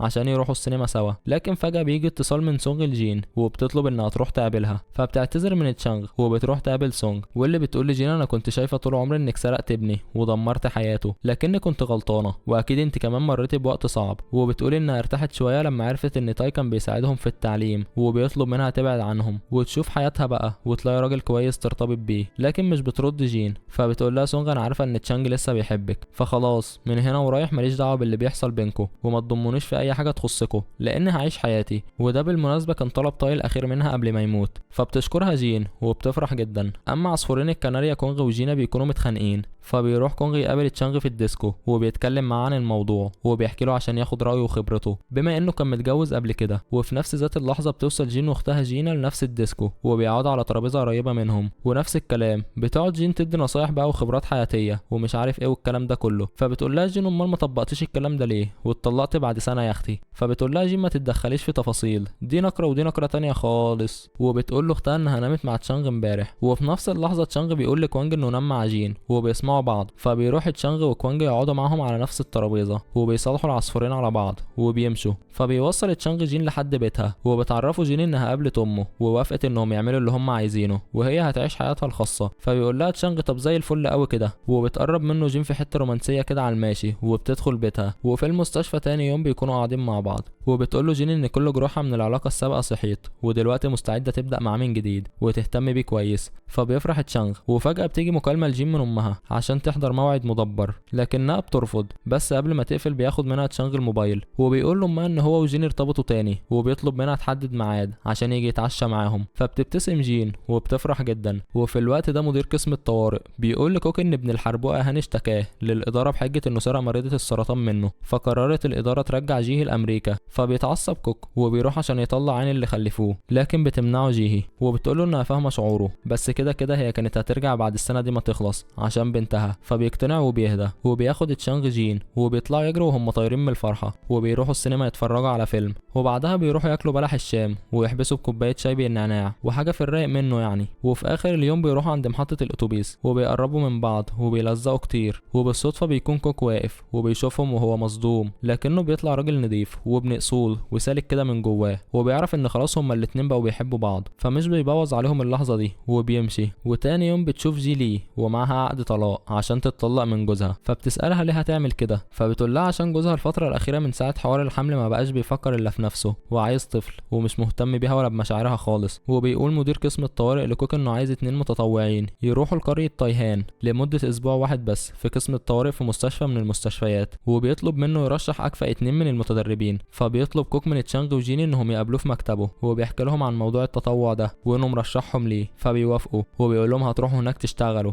مش رايحين موعد غرام انتوا. وبيجي مريض مصاب حالته خطيره جدا، فبيفحصوا كوك وبيعرف ان عنده ورم دموي، وبالتالي لازم يخضع لعمليه جراحيه بسرعه. وبيطلب من الممرضه تقول للبروفيسور هاني يحضر بسرعه، لكن بيرفض البروفيسور هاني يعمل العمليه بدون توقيع الواصي. فبيروح لكوك وهو متعصب وبيقول له اعمل العمليه للمريض، حياته فوق اي حاجه. لكن برضه بيرفض الحيوان ده، وبيقول انه مش هيعمل حاجه من غير توقيع الواصي عشان لو حصل للمريض حاجه يبقى خالي من المسؤوليه. لكن مش بيجي حد تبع المريض، فبيقرر كوك ان هو يكتب اسمه ويوقع مكان الواصي، وبيتم اجراء العمليه الجراحيه للمريض. وبعدها بتيجي بنته وبتزعق لكوك وبتقول له انت بترفض اجراء عمليه وبتاجلها وقت طويل، وخليت حاله ابويا تسوء عشان مش عايز تتحمل المسؤوليه، انت دكتور كده بالشكل ده. فبيقول لها تشانغ هدي اعصابك يا اختي، الدكتور اللي انت داخله فيه شمال ده هو اللي وقع على ابوكي كواصي. فبتقول له امال مين اللي رفض يعمل العمليه. فبيهرب الحيوان هم بسرعه قبل ما البنت دي تعمل معاه الجلاشه. وبيروح كوك يتسوق ويتغدى مع جيهي، وكانه بيحاول يستغل كل الوقت المتاح عندها قبل ما تمشي وتسافر لامريكا. وبنشوف الاتنين تشانغ وجين في القريه اللي متطوعين فيها، والدنيا معاهم زي الفل، شويه شغل وشويه خروجات ودلع. وفي احد المرات بيشوفوا في الطريق ناس متجمعه حوالين شخص ما، فبيروحوا له وبيطلع بينزف. فبيعملوا له اسعافات اوليه وبيوقفوا النزيف بنجاح لحد ما بتيجي عربيه الاسعاف. وبنشوف ام جين رايحه تقابل سونغ، وبتعتذر سونغ منها على كل التصرفات الوحشه اللي عملتها مع جين. فبتقول ام جين لا خلاص دي حاجه كانت في الماضي. فبتقول لها سونغ انها كمان قالت لجين انها حره في حياتها وعلاقتها مع تشانغ، وانها مش هتتدخل بينهم. فبتقول ام جين انها تعمل نفس الحاجه لان جين وتشانغ يقدروا يقرروا هيعيشوا حياتهم ازاي. وبنشوف جي وهي رايحه تستقبل ابوها وامها وبنتها جيمين من المطار، وبيكون جاي وراهم كوك من غير ما تعرف هي. فبيتفاجئ الاب والام بيه وبيقولوا له ان شكله ما اتغيرش خالص. وبتسال جيمين امها مين ده، فبتقول لها ده صاحبي وزميلي في الشغل. وبيركب ابو وامه جي مع كوك عشان يوصلهم، وهي بتروح مع بنتها وبتحكي لها انهم كانوا قريبين من بعض جدا زمان. فبتقول لها جيمين يعني انتوا مرتبطين بقى وكده، فبتقول لها لا صحاب مقربين بس يا سوسه. وبالليل بيروح كوك في موعد مع جيهي وبيكون معها جيمين لانها كانت عايزه تتعرف عليه اكتر.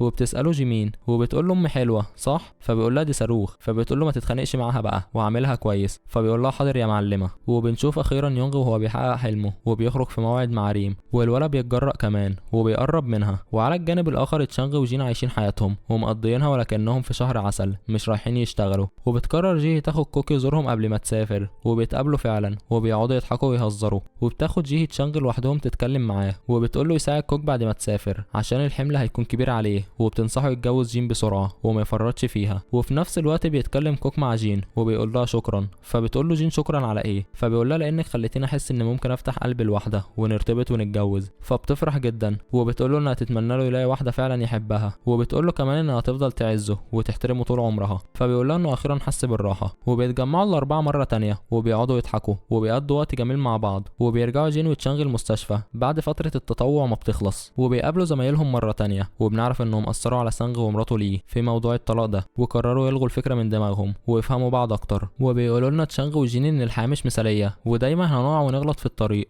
بس الوقعات دي هي اللي هتخلينا نقوم اقوى من الاول ونكبر ونعقل كده. وبيعيشوا في تبات ونبات وبيخلفوا ولاد وبنات وبينتهي المسلسل. وفي النهاية ما تنساش صديقي المشاهد الجميل تحط لايك للفيديو وتعمل اشتراك للقناة وتفعل الاشعارات عشان توصل لكم فيديوهاتنا اول ما تنزل. سلام.